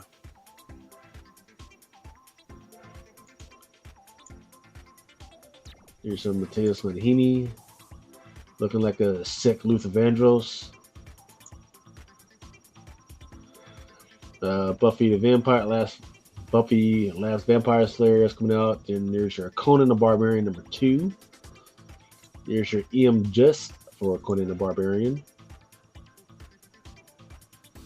Kind of looking like some Margaret Savage going on there. Cult of Carnage, Misery number 4. Nah. Not my thing, but I know Symbiote fans are loving that. But there's a Symbiote book that I'll be after. That's a pretty cool cover. Johnny Blaze and Danny Ketch. Yeah, Ben Harvey. Darkwing Duck cover. So right there's my Symbiote. Darkwing Duck or no, this guy. I am not the terror that flaps in the night. Who is this guy? So Venom Pool. Oh yeah. Deadpool Batter Blood is probably not what people expected it to be. It's weird, right? Is this the same storyline where is this the same storyline where it was like a part of him and then he had somebody babysit him and then that piece of him just like ate a whole bunch of people and now he's like fucking huge? That's the same storyline. That's the story from the What If. So in the back of the What If that they combined into one complete issue later on. So there was the 4-part story. Apparently that's that. I don't know if it's that version of Venom Pool because it's a multiversal Venom Pool, but Venom Pool has shown up in some X-Force books. But that Deadpool B cover by Liefeld, I'm after that. So yes, I am after a couple of books. I gotta be honest. Why the fuck does he have claws? Because maybe it's Logan, not Wade. And that's the other cover. So, fun fact, the chick right there, Shatterstorm, she's already dead. Yeah, that's why I'm trying to figure out what the fuck is going on. They killed her in issue 2. So everybody was like, oh, her first full appearance. No. Her first full appearance was also her last, where they murked her. Fodder. Gotta love it. Oh, my goodness. They get you every single fucking time. Or they're just doing this on purpose. They must be doing this on purpose to make sure people were like actually reading the fucking books. That's the only thing I can think of. Well, yeah. But I got to be honest, the coffee's not working anymore. It's like, what do you mean? You've been drinking this all day. It's water. Death of Verminiverse number 3. Del Auto is coming out. You got a design variant by Rod Race. And then there's let's get this Spider Pig is gonna be venomized. Pork rind. Shout out to Mel. Yo, when's Mel coming back, man? As soon as they stop making him walk the streets, you need to make a little extra change. I know he's available on Saturdays. And I'm sorry I wasn't available last weekend. Shout out to Yee for coming through and hanging out with you. Yeah. Decided to do a little Devil's Cut one shot is coming through. All them D covers.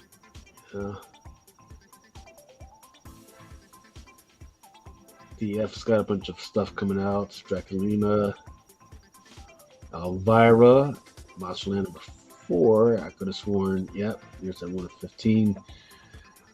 I think.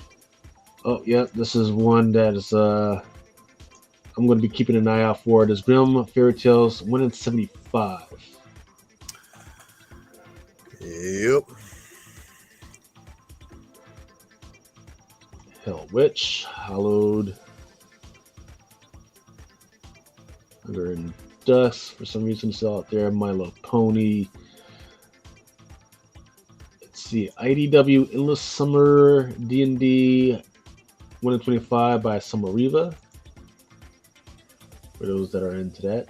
Teenage Mutant Turtles has some covers coming out. Incredible Hulk number 3. 1 in 50. I haven't heard much more about Incredible Hulk. I've heard about issue number 1 and number 2. People liked it, but not much about whether number 3 is going to be anything good. Marvel Age 1000, 1 in 50 by Greg Land.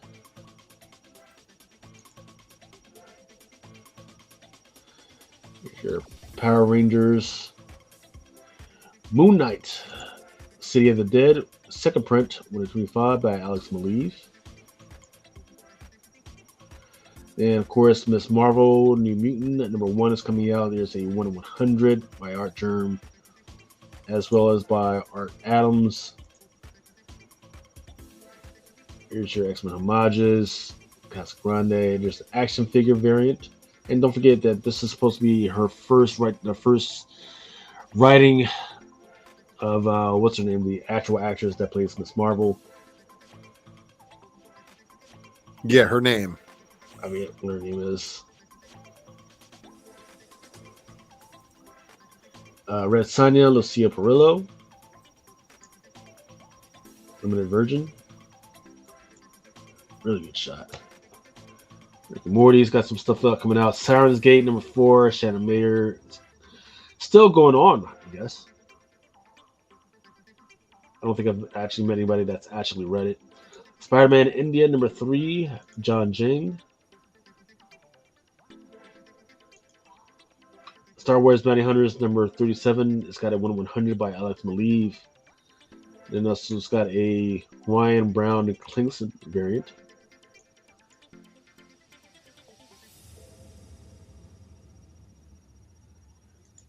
Star Wars Mandalorian Season 2, number 3, 1/25, Dotson. And for those who are wondering, this was actually the cover of a cereal box that came up for the Mandalorian. Teenage Mutant Ninja Turtles.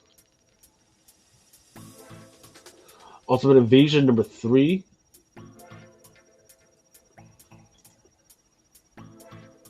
For those that are wondering if T-books sell, well, Under a Blood Red Moon that's coming out, and it's sold out at the retailer level.